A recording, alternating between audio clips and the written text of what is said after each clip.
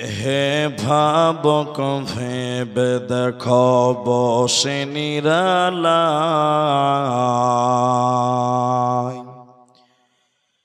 গজব কেন রে দুনিয়ায়, শান্তি কেন নাই রে দুনিয়ায়।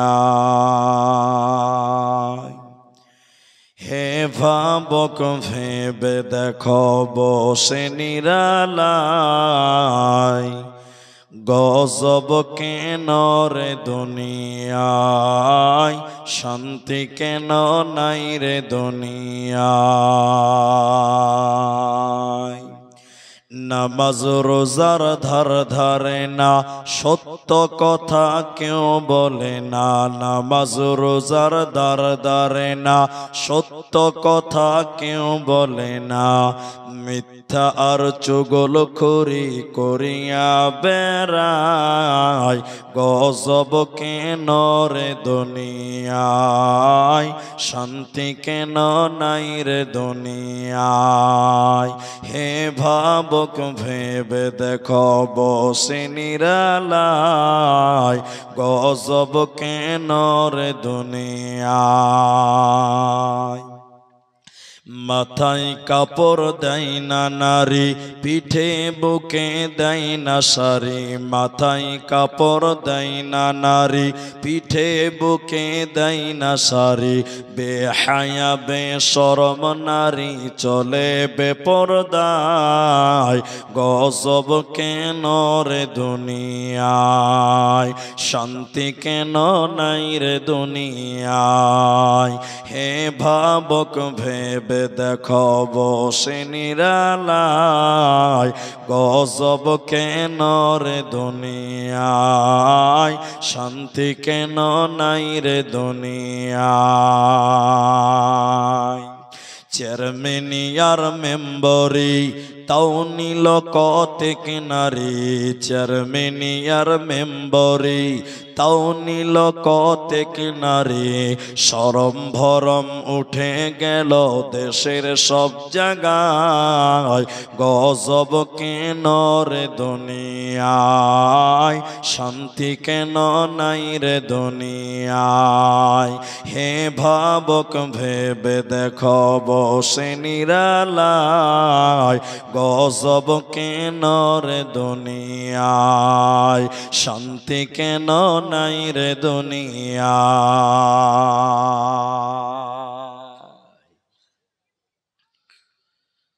উপস্থিত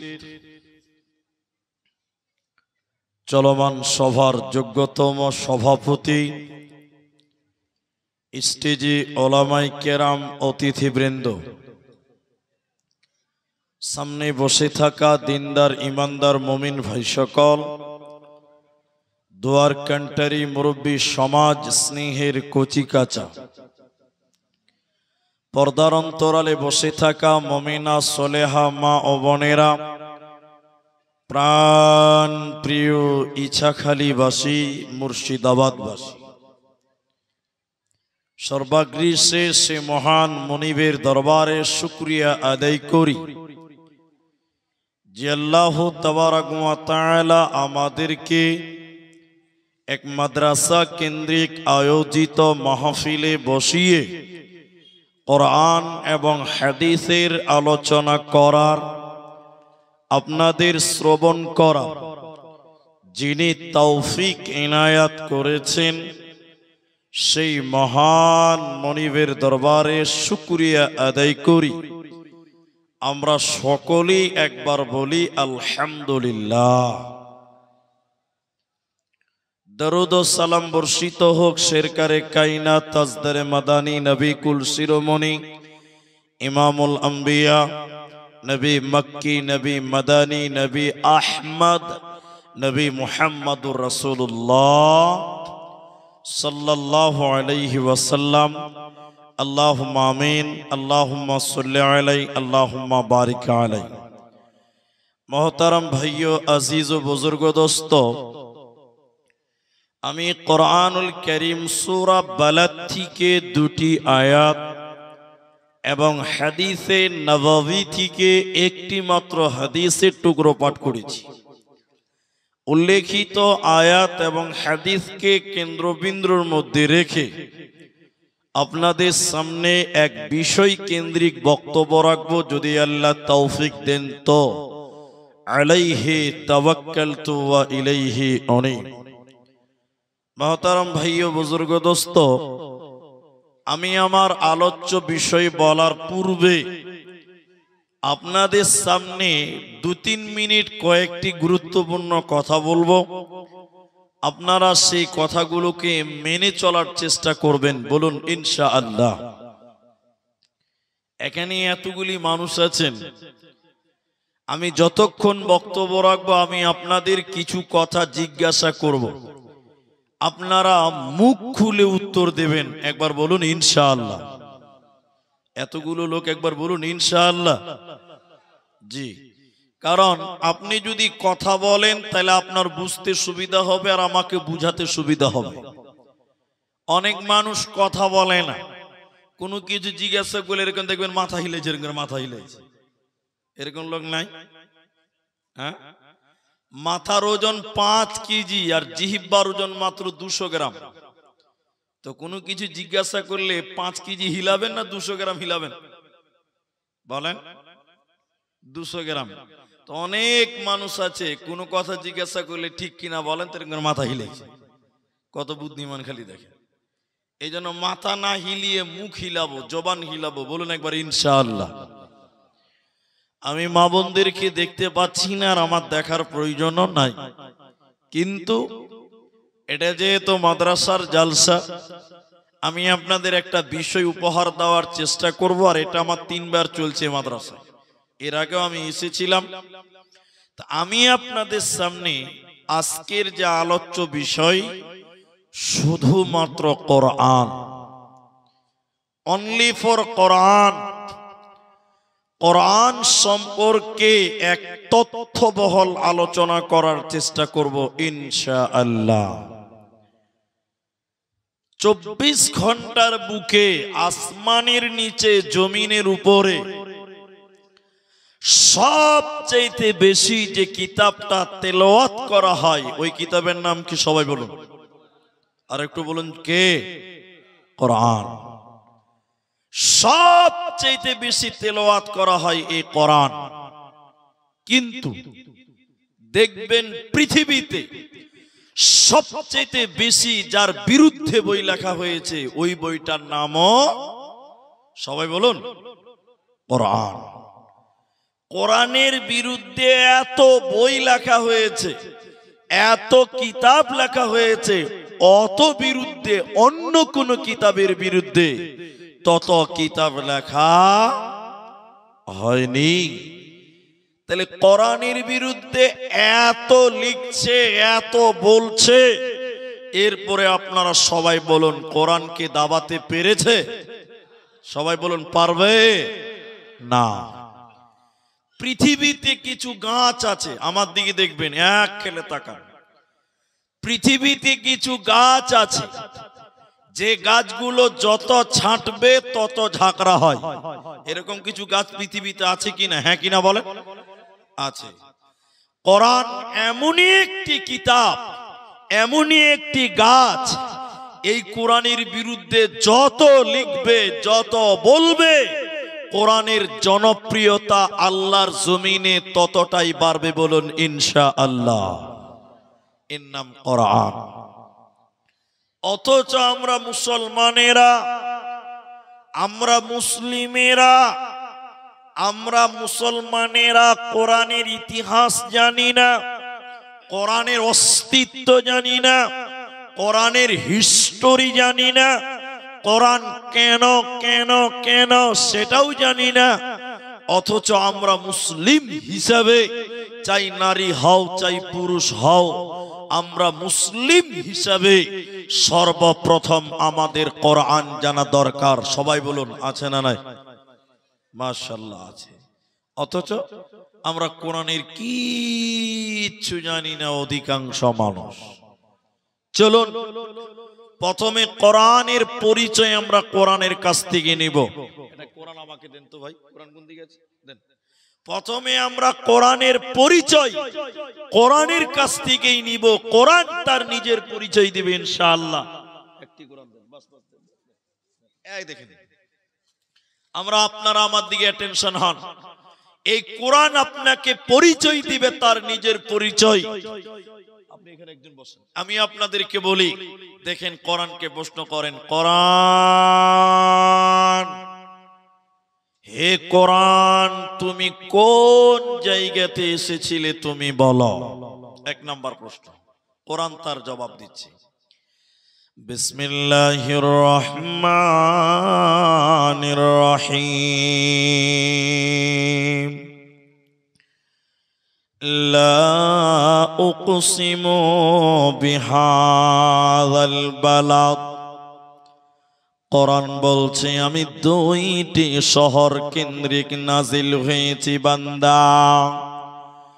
ওই দুইটি শহর বহরমপুর মালদা নয়, মালদা জঙ্গিপুর নয়।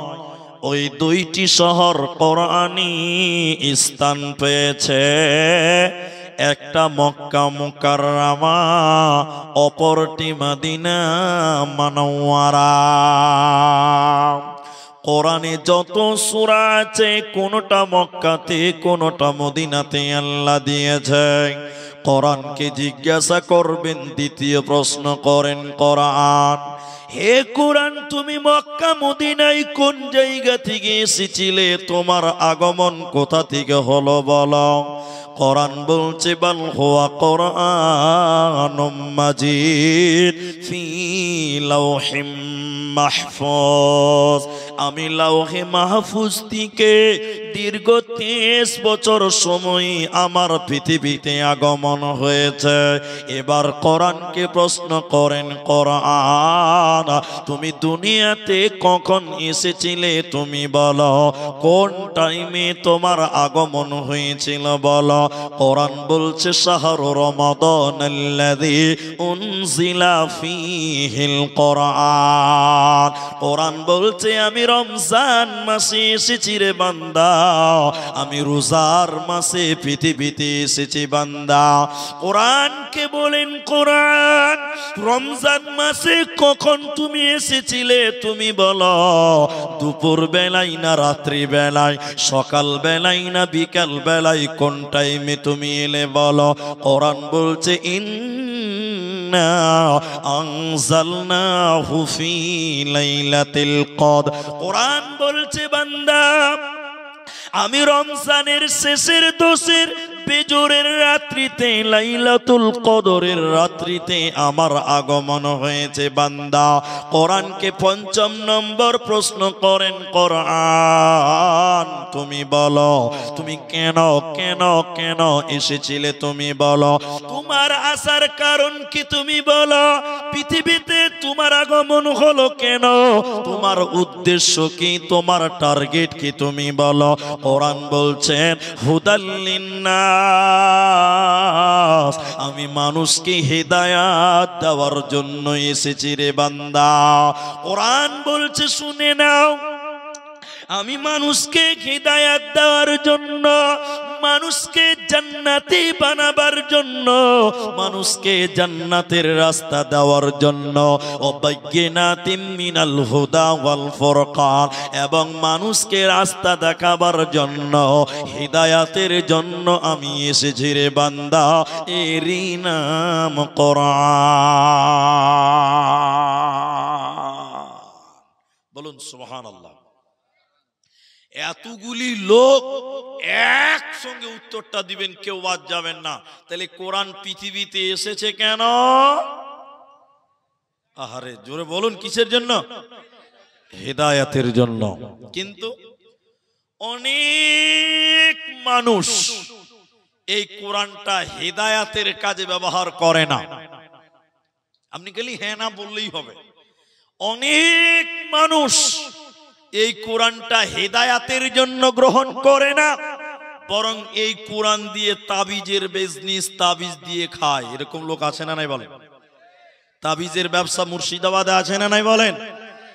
আর আপনাদের মতন কিছু মাথা মোটা বুদ্ধি কম লোক, এরা মনে করে মুলবিদের তাবিজে বরকত আলাদা। এরকম কিছু খরিদ্দার আছে না? হ্যাঁ না বলে না? আল্লাহু আকবার। এটা বলার দরকার নেই, তাও আমি বলছি, এটা বুঝাবার জন্য বলি কথাটা। এটা হাদিস কোরআন নয়। আজ থেকে 15 বছর আগেকার কথা, অনেক পুরাতন কথা। মাদ্রাসায় যখন আমি পড়তাম, আমি যখন ছাত্র, সে ওই ফার্সি পড়তাম, উলা দোসরি জামাতের ছাত্র, তখনকার কথা বলছি। হেড মাওলানার ঘরে পড়তে বসেছি মাগরিবের পর। একটা ছেলে মাধ্যমিক পরীক্ষা দিবে। মাধ্যমিক বুঝেন তো আপনারা? হ্যাঁ বুঝেন তো। মাধ্যমিক পরীক্ষা দিবে, মাগরিবের পর মাদ্রাসায় হেড মাওলানাকে ডেকে বলছে, মৌলভী সাহেব। হেড মাওলানা বলছে, কে রে?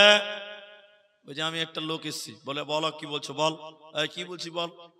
বলছে, মৌলভী সাহেব একটা তাবিজ দিতে হবে। কি দিতে হবে? এরা বলে না কি দিতে হবে? তো হেড মাওলানা বলছে যে তাবিজ লিবি। তো কিসের তাবিজ লিবি?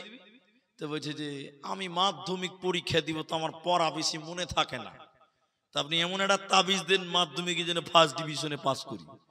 তো হেড মাওলানা বলছে যে 501 টাকা লাগবে। কত লাগবে সবাই বলুন? তো 1 টাকা ছাড়বে না, ওটা লাগবেই 501। এখন ছেলেটা বলছে যে মৌলভী সাহেব দেওয়া হবে। আচ্ছা বলুন, 501 টাকায় যদি মাধ্যমিকে ফার্স্ট ডিভিশন নাম্বার পাওয়া যায়, 501 টাকা দিতে আপনাদের কোনো আপত্তি আছে? 5000 চাইলেও তো দিবে লোক, কি বলছেন, দিবে না? এবার হেড মাওলানা তাবিজ লিখতে লাগলো। আমরা তালবে ইলম কত বদমাশ তা তো ভালো করে জানেন আপনারা।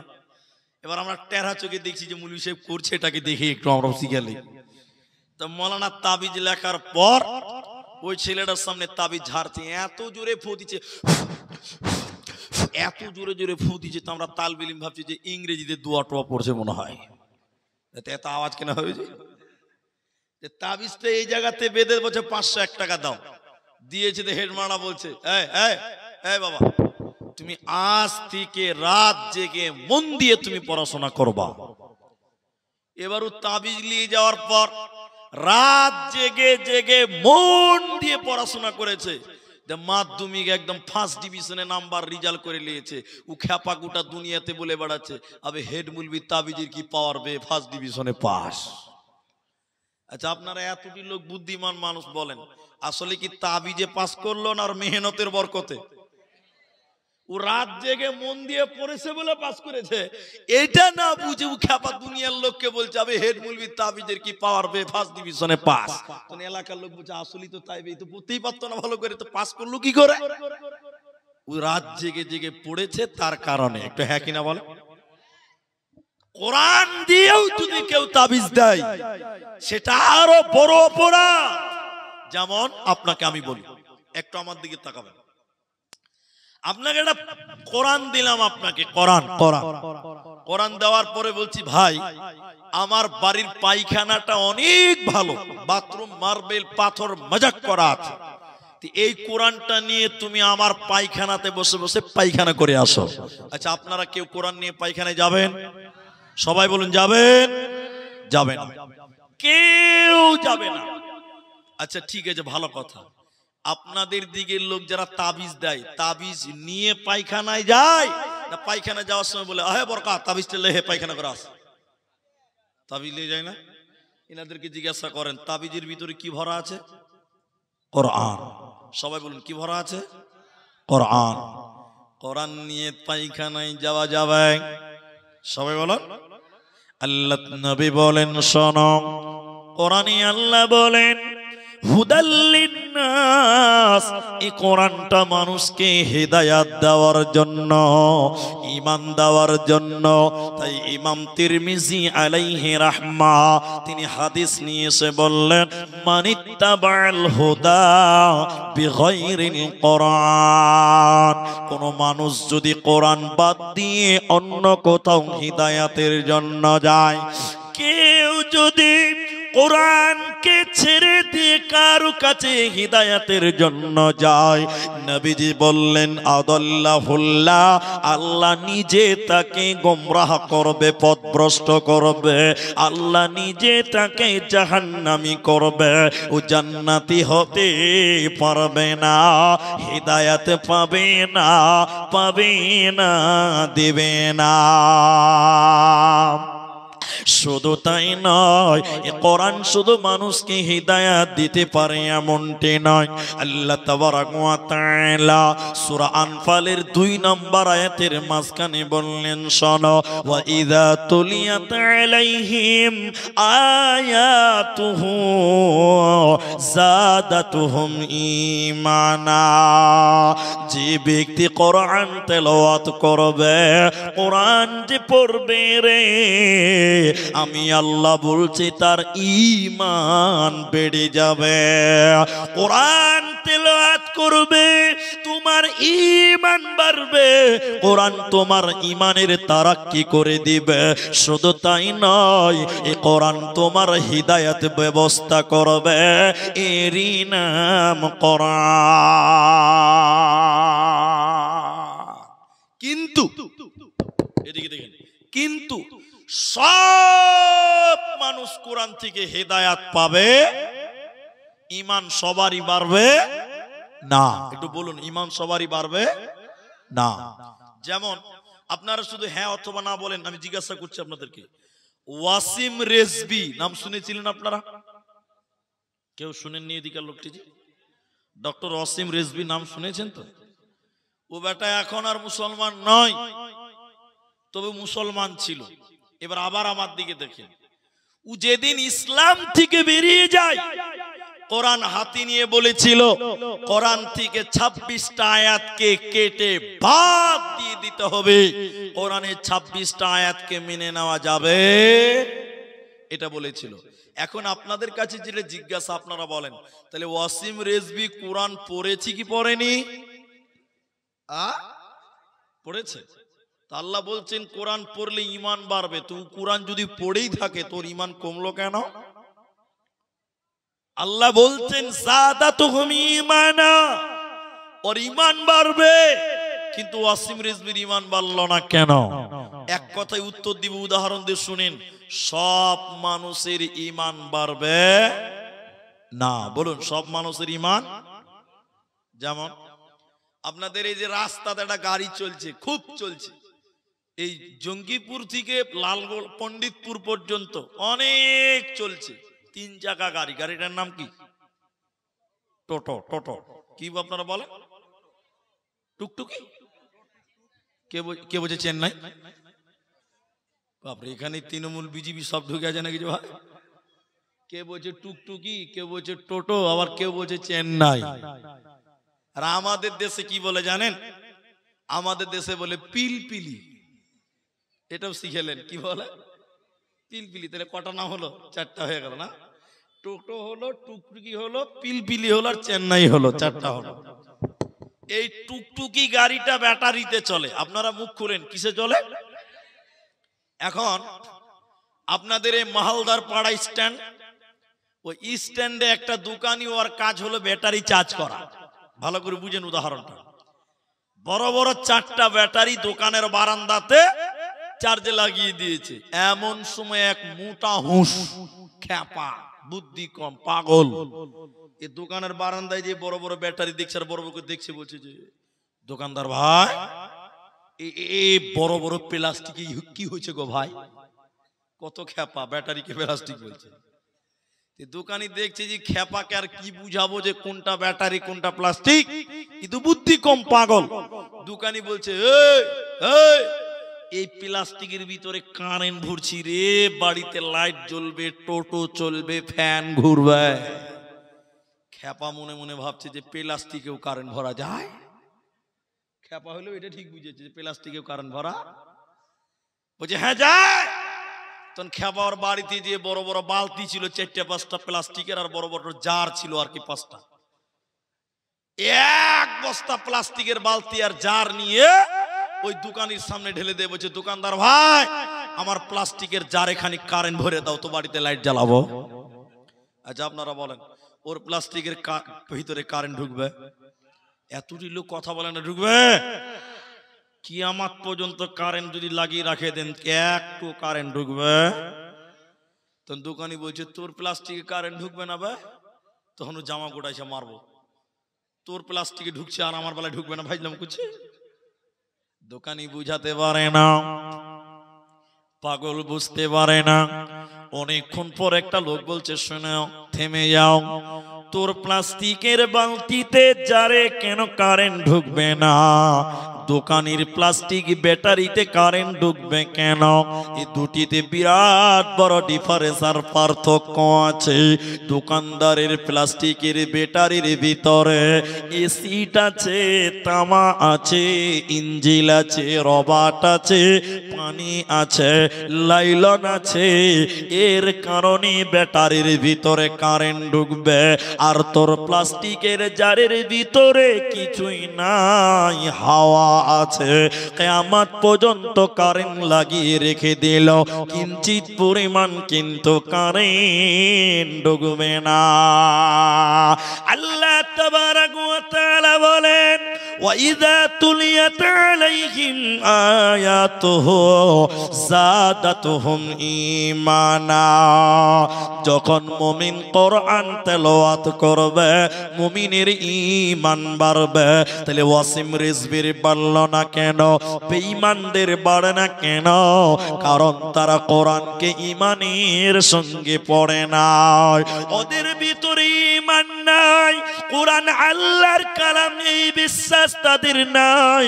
সন্দেহ করে কোরআন পড়েছিল, এর কারণে তাদের ঈমান বাড়ল না।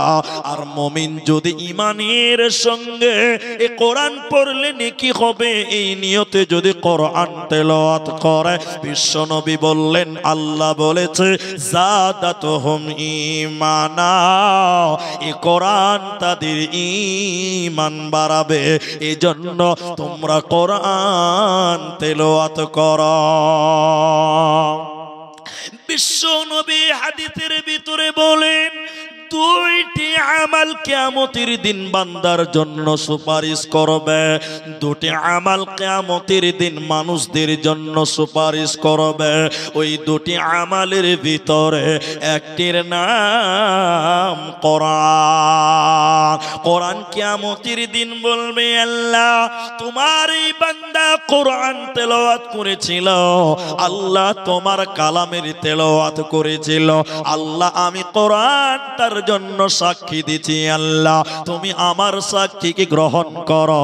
আল্লাহ কোরআনের সাক্ষী গ্রহণ করবে, আর কোরআন পড়নে ওয়ালাকে আল্লাহ জান্নাতে দিবে। এই কোরআন তেলাওয়াতকারীকে আল্লাহ জান্নাতে দিবে, এর কোনো চিন্তা রবে না, রবে না, রবে না। যদি কোরআন হাদিস না মানি জীবনে, কি হবে গমৃত্যুর পরে? চার মাযহাবকে ফরজ জেনেছি, এক মাযহাবের আমল করেছি। কোরআন হাদিসের দিকে দেখিনি তো ফিরে, কি হবে গমৃত্যুর পর? যদি কোরআন হাদিস না মানি জীবনে, কি হবে গমৃত্যুর পরে? কি হবে গমতের পরে? কি হবে গমৃত্যুর পরে? অতএব তোমরা কোরআনের তেলাওয়াত করো।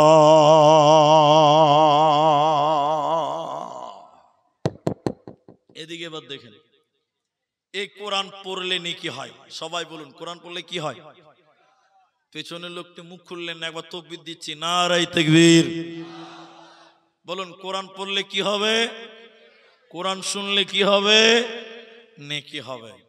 পৃথিবীর যত কিতাব আছে পড়লে নেকি পাবেন না? নেকি পাবেন? আরে সবটি লোক বলেন নেকি পাবেন। আপনি লন্ডন থেকে 1.5 লক্ষ টাকাতে কিতাব নিয়ে এসেছেন, 1.5 লক্ষ টাকা, বিন বিন বিন বিন বিন বিন করে পড়ছেন, সারাদিন পড়ছেন, জ্ঞান বাড়বে, এর গ্যারান্টি দেওয়া যাবে? কারণ অনেক বই পড়ে মানুষ আরো পাগল হচ্ছে, গুমরাহ হচ্ছে, পথভ্রষ্ট হচ্ছে।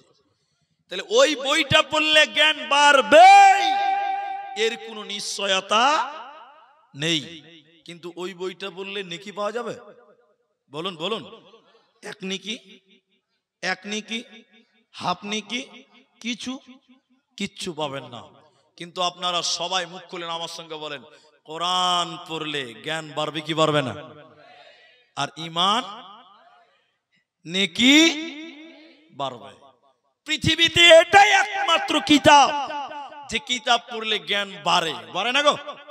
এই জন্য দেখবেন মাদ্রাসার ছাত্রদের বুদ্ধি একটু বেশি হয়, ঠিক না নাই বলেন? আমি স্কুলের ছাত্রদেরকে ছোট করলাম না, অপমান করিনি, এবং দেখবে মাদ্রাসার ছাত্রদের জ্ঞান বিচক্ষণতা একটু বেশি থাকে। যেমন প্রমাণ করব, একটু প্রমাণ করব। এটা অনুষ্ঠান হচ্ছে, অনুষ্ঠান কেমন জানেন? মানে প্রতিযোগিতা যে মাদ্রাসা ছাত্ররা জিততে পারে না স্কুলের ছাত্ররা জিততে পারে। আগেই বলছি আমি কাউকে ছোট করছি না, মাপ চাই নিলাম। এখন প্রতিযোগিতা কি চলছে? স্কুলের ছাত্রদেরকে বলছে, আমার দিকে দেখেন ভাই, স্কুলের ছাত্রদেরকে বলছে একটা 3 বিঘা জমিতে পুকুর করা আছে। আপনারা বলুন ক বিঘা বললাম? ওই পুকুরে পানি ভর্তি হয়ে আছে। এই পানিটুকুকে একটা বালতিতে ভরতে হবে। এই স্কুলের ছাত্ররা, তোমরা একটা বালতি দিয়ে পানিগুলো ভরতে পারবে? স্কুলের ছাত্রগুলো গাল চুলকাছে, বলছে মাথা খারাপ, এতটি পানি এক বালতিতে ভরা যাবে? জি, আপনারা বলে যাবে? অসম্ভব, যাবে না। এরা তো পারল না। এবার প্রতিযোগিতা যারা করছে ওরা বলছে, ওই মাদ্রাসার ছাত্ররা কই? এই ইছাখালী মাদ্রাসার ছাত্রগুলো কই? বাচ্চারা কই? বলছে হ্যাঁ বলেন। 3 বিঘা জমির পুকুরে পানি ভর্তি, এই পানিগুলোকে এক বালতিতে ভরতে হবে। এই তালবিলিম তোমরা পারবে? তালবিলিম বলছে এ তো মেরা বাহাত কি খেলে। কি বলছে? যারা প্রতিযোগিতা দিয়েছে ওরাও আশ্চর্য হয়ে, যে ব্যাপারটা কি রে? বলছে কি করে ভরবি? এদিকে দেখেন, বলছে পুকুর হলো 3 বিঘা জায়গার। কয় বিঘা জায়গার? বালতি যদি 5 বিঘা জায়গা সমান হয় তো এক বালতিতে ভরা যাবে কি যাবে না? কথা বলো। এটা হলো বুদ্ধির ব্যাপার। এটা কিসের ব্যাপার? বুদ্ধির ব্যাপার। তাহলে তালবিলিমদের বুদ্ধি একটু সব সময় বেশি আছে। কি বলছেন? হ্যাঁ কিনা বলেন না? আছে। আর কোরআন পড়লে জ্ঞান তো বাড়বেই, নেকিও হবে। একবার জোরে বলুন ঠিক কিনা, জোরে বলেন। নবীজি বললেন হাদিসের ভিতরে, আলিফ লাম মিম 3টা হরফ। নবীজি বললেন 3টা অক্ষর যে ব্যক্তি পড়বে আল্লাহ সঙ্গে সঙ্গে তার আমলনামাতে 30টি নেকি আল্লাহ দেবে। মানে কোরআনের প্রতিটি অক্ষরে অক্ষরে আল্লাহ 10টি করে নেকি বান্দাকে দেবে। এরই নাম কোরআন। জোরে বলুন সুবহানাল্লাহ। যত পড়বেন তত নেকি, প্রত্যেক অক্ষরে 10 করে নেকি দিবেন। সুবহানাল্লাহ বলবেন না? আল্লাহু আকবার। এরপরেও কিছু ডুপ্লিকেট মাল আছে, কিছু বেঈমান আছে, ইসলামের শত্রু, মুসলমানদের শত্রু, ইসলামের শত্রু কিছু লোক আছে যারা কোরআনকে বিকৃত ঘটাচ্ছে। আছে না নাই বলেন? বুঝতে পারেননি? এবার বুঝবেন। আমার দিকে তাকান, 5 মিনিট তাকিয়ে থাকেন। অনেক মুসলমানদের গাড়িতে লেখা আছে 786। কি বলছেন? আছে না নাই? 786 দেখেছেন আপনারা? অনেক মুসলমানদের বাড়ির গেটে লেখা আছে 700। অনেক মুসলমানদের মসজিদেও লেখা আছে 786। এরা হ্যাঁ না বলে না ভাই? আমি একটা জায়গার নাম বলছি, শুনেন। জায়গার নাম বলে দিই আপনাদের। পূর্ব বর্ধমানের একটা মাদ্রাসা, গ্রামের নামটা বললাম না, আজকের মতন মাপ। জালসার একদম মেন গেট বিরাট লাইটিং করা আছে, ওখানে বড় বড় করে লিখে রেখে দিয়েছে 70786। আপনারা দেখেছেন তো সবাই? আমাকে রাত 1টার সময় স্টেজে দিল। আপনারা আজকে 12টায় দিয়েছেন, 11:50, ওরা 12টায় দিয়েছেন। তো আমি স্টেজে উঠেই বলছি, এদিকে দেখেন ভাই, আপনাদের জালসাদের গেটে দেখলাম বড় বড় করে লেখা আছে 786। তো এর মানে কি একটু বলবেন? তো স্টেজের বাঁ দিক থেকে একটা লোক বলছে, হুজুর আপনি এটুকু জানেন না? মানে এক কথাতে কুটকুড়ি মেরে দেয় একদম, এটুকু জানেন না। তো আমি তখন ছোট হয়ে বললাম যে জানি না বলেই তো জিজ্ঞাসা করলাম। আচ্ছা আপনারা জানেন 786 মানে আপনারা জানেন? কেউ জানেন না? শোনেন তাহলে। এবার ওই লোকটা বলছে, মুলি সাহেব 786 মানে হলো বিসমিল্লাহির রহমানির রহিম। বিসমিল্লাহির, এরা কথা বলে না বিসমিল্লাহির। আশ্চর্য কথা, আমরা মুলবি পাস করে দালসা করে বক্তৃতা করে বেড়াচ্ছি, আমরা পেলাম না, আপনি পেয়ে গেলেন বিসমিল্লাহ। হ্যাঁ, তখন আমি ভাবলাম আসলে বটে মনে হয় এটাই হবে, না তো মুলবিদের মুসলমানদের মসজিদের গেটেও লেখা আছে। তখন আমি বললাম কি করে হলো? তখন উনি আমাকে বুঝাচ্ছে, আপনারা বুঝেন, যদি বুঝাইলেন তাহলে নিজে নিজে তাবিজ লিখতে পারবেন, মুলবির কাছে যেতে হবে না। হ্যাঁ, বগদাদি কায়দা পড়েছেন তো আপনারা? বাগদাদি কায়দা, আল্লাহর 99টা নাম আছে না, ওই 99 নামের আগের পৃষ্ঠাতে একদম নিচে দেখবেন 2 লাইন আছে, ছোট ছোট করে ঘর করে লেখা আছে আলিফ বা তা সা। তো আলিফ লিখেছে, বা লিখেছে, তা লিখেছে, আর ওর তলে একটা করে অঙ্ক লিখেছে, অঙ্ক যেমন যেমন আলিফ, আলিফের নিচে লিখেছে 2, বা বাইয়ের নিচে লিখেছে 3, লিখেছে মিম, লিখেছে তার নিচে 13, এরকম প্রত্যেকটা অক্ষরে অঙ্ক লিখেছে। এবার বিসমিল্লাহ লিখেছে, দেখেন বিসমিল্লাহ, বিসমিল্লাহতে প্রথম অক্ষরের নাম কি হবে?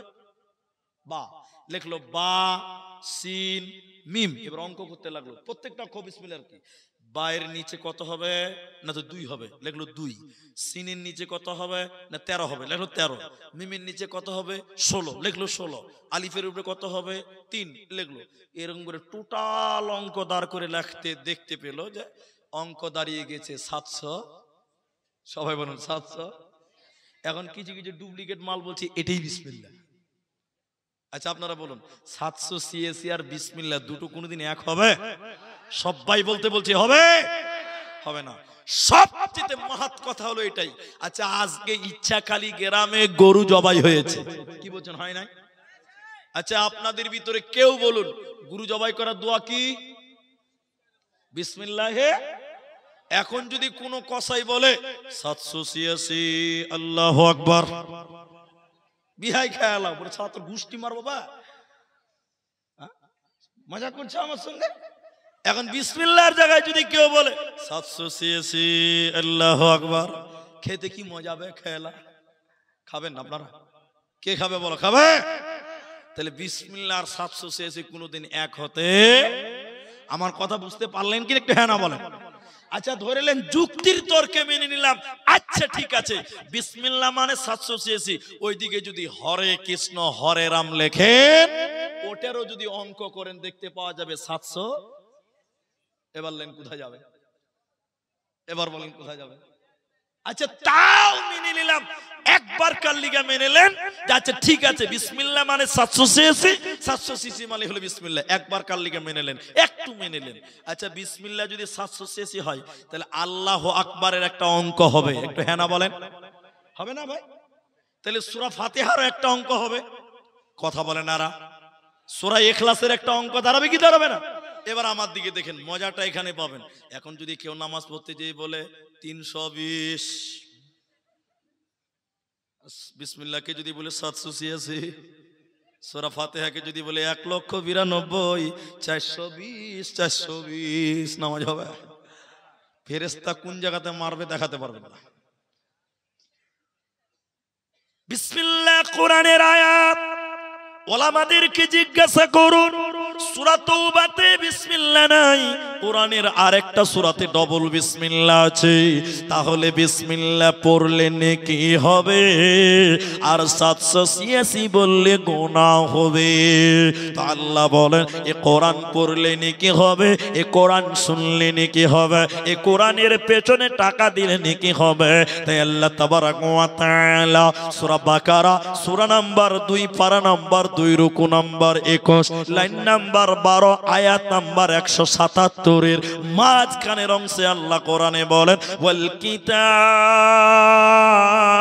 কিতাব, আমার যত কিতাব আছে রে, আমার যত আসমানি কিতাব আছে, এটা একের অধিক দ্বিবচন শব্দ আল্লাহ বলেছে, কিন্তু বুঝাবার জন্য আমি এক বচন তর্জমা করছি মনে করলেন। ওয়াল কিতাব বামানা ওয়াল কোরআন, আল্লাহ বলেন আমার কোরআনের উপরে, আসমানি কিতাবগুলির উপরে তোদের ঈমান রাখতে হবে, এরই নাম কোরআন।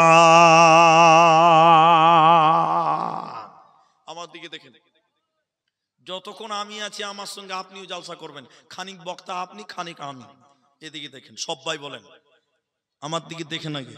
আল্লাহ বলছেন এই কোরআনের উপরে ঈমান রাখ। ঈমান মানে বিশ্বাস, সবাই বিশ্বাস করেন।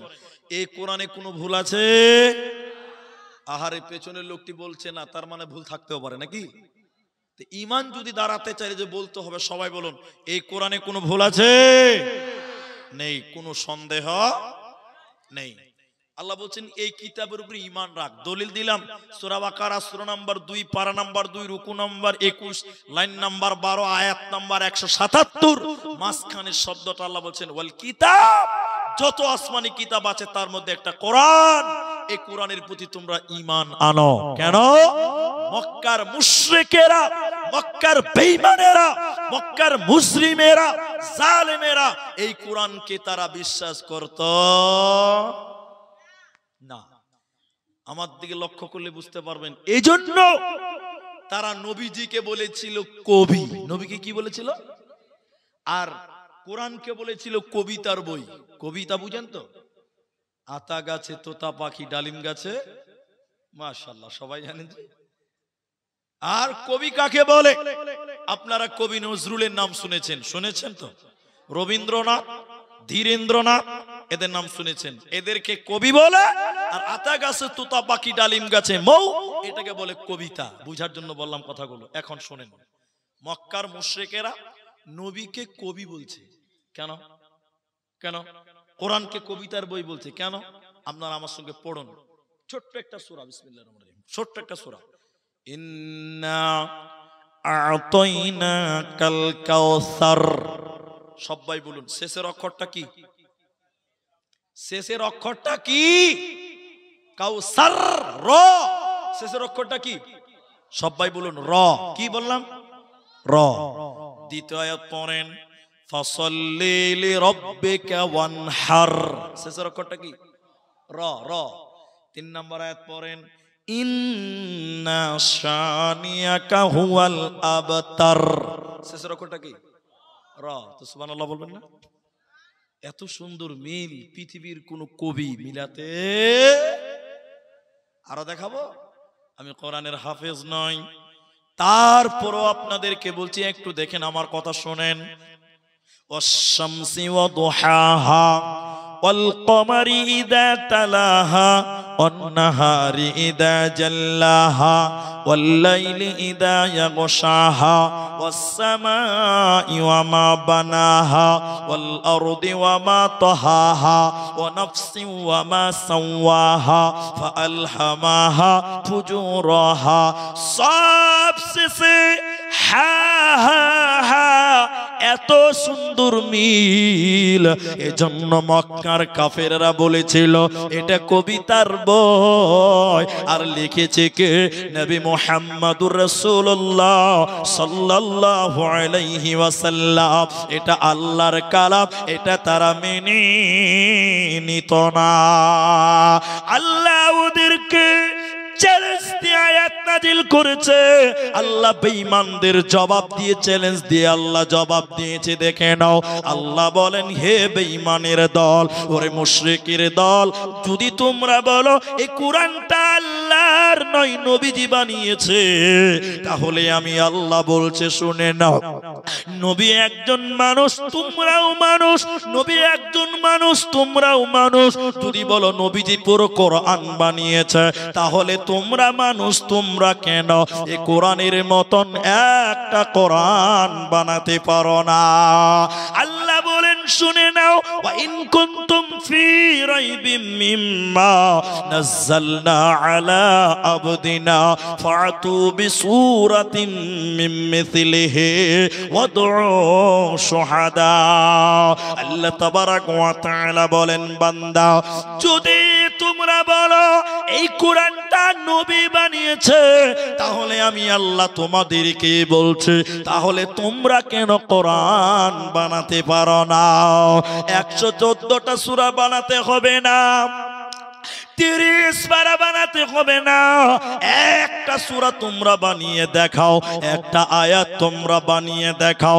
ইন কুনতুম সাদিকিন। পৃথিবীর কেউ কোরআন বানাতে পারে না, ভবিষ্যতেও কেউ পারবে না।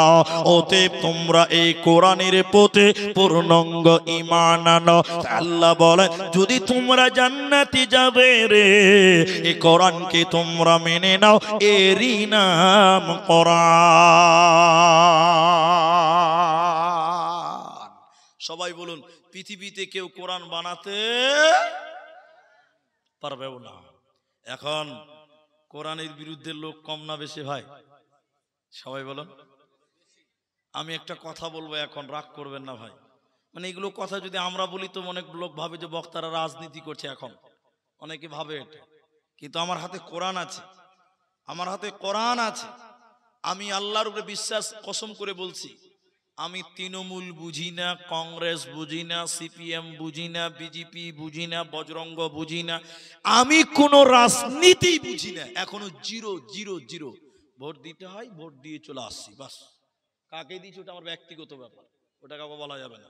কিন্তু আমি কোন রাজনীতি বুঝি না। কিন্তু এখন যে কথাগুলো বলছি আপনার কাজে লাগবে, শুনেন, রাজনীতি ভাববেন না। এখন আমাদের আসামে এনআরসি হয়ে গেছে, এটা আপনারা জানেন তো? এরা বলে না কথা, শুনেননি আপনারা? আজকে আপনাদের এই ইছাখালী গ্রামে আমার খালাতো ভাই এসেছে, আমার নিজের দাদা এসেছে, আমার বড় মেজ দাদা এসেছে, আজকে এসছে আমার সঙ্গে। মুর্শিদাবাদে দেখতে এসছে, ঘুরতে এসছে, দেখেনি কোনোদিন। তো আমাদের আসামে এনআরসি হয়ে গেছে, এটা সবাই জানে।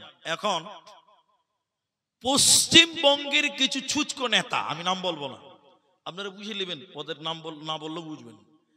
ওরা বলছে গোটা ভারতে এনআরসি করব, আর 2 নম্বর টার্গেট পশ্চিম বাংলা, মুসলমানগুলোকে বাংলাদেশ তারা করাবো। বলছে কি বলছে না? বুঝতে পেরেছেন তো আপনারা? কে বলছে বুঝতে পারেন না? ও আবার এত চালাক, ও এত বুদ্ধিমান, ও বলছে গরুর দুধের সোনা তৈরি হয়। মাল বুঝতে পেরেছেন তো? মাশাআল্লাহ, ইশারাই কাফি। তো এখন এনআরসি করতে চাইছে, আর বলছে মুসলমানকে বাংলাদেশে তারবে। এখন আপনারা বলুন সবাই, মুসলমানকে বাংলাদেশে তারবে, তো বাংলাদেশ কি তোর খালুর দেশ? তোকে লিলিবে? এখন আমি আপনাদের যেটা বলতে চাই, আসামে তো এনআরসি হয়ে গেছে, মুসলমানকে বাংলাদেশ তাড়তে পেরেছে? আপনারা তো খবর করছেন, তাড়তে পেরেছে? আপনারা এটাও হয়তো জানেন কত লোক বাদ গেছে, এটা জানেন তো আপনারা? 19 লক্ষ লোক। কত লোক? আমি মোটামুটি একটা তথ্য আপনাকে দেব, এখন বুঝেন, খুব ভালো করে বুঝেন। 19 লক্ষর মধ্যে মাত্র 5 লাখ মুসলমান। কম হতে পারে, বেশি হতে পারে। কত বললাম? বেশিকার লোক কথাই বলছে না গো। ক লাখ? 19 থেকে 5 বাদ দিলে কত থাকলো? 14। তো ভারতে হিন্দু আর মুসলমান নাই, আরো আছে, ইহুদি খ্রিস্টানও আছে, নাই? আমি আরো 2 লাখ বাদ দিয়ে দিলাম ইহুদি খ্রিস্টান, তাহলে 14 থেকে 2 বাদ দিলাম, থাকলো কত? 12। তাহলে আমরা মুসলমান বাদ গেছি মাত্র 5 লাখ, আর তোমরা বাদ গেছ 12 লক্ষ। বলো নারায়ে তাকবীর। আমরা বেশি না ওরা বেশি? অথচ বলছি মুসলমানকে বাংলাদেশে তারবো। দেখ, আসামে 12 লাখ তোরা, আমরা মাত্র 5 লাখ। নারায়ে তাকবীর।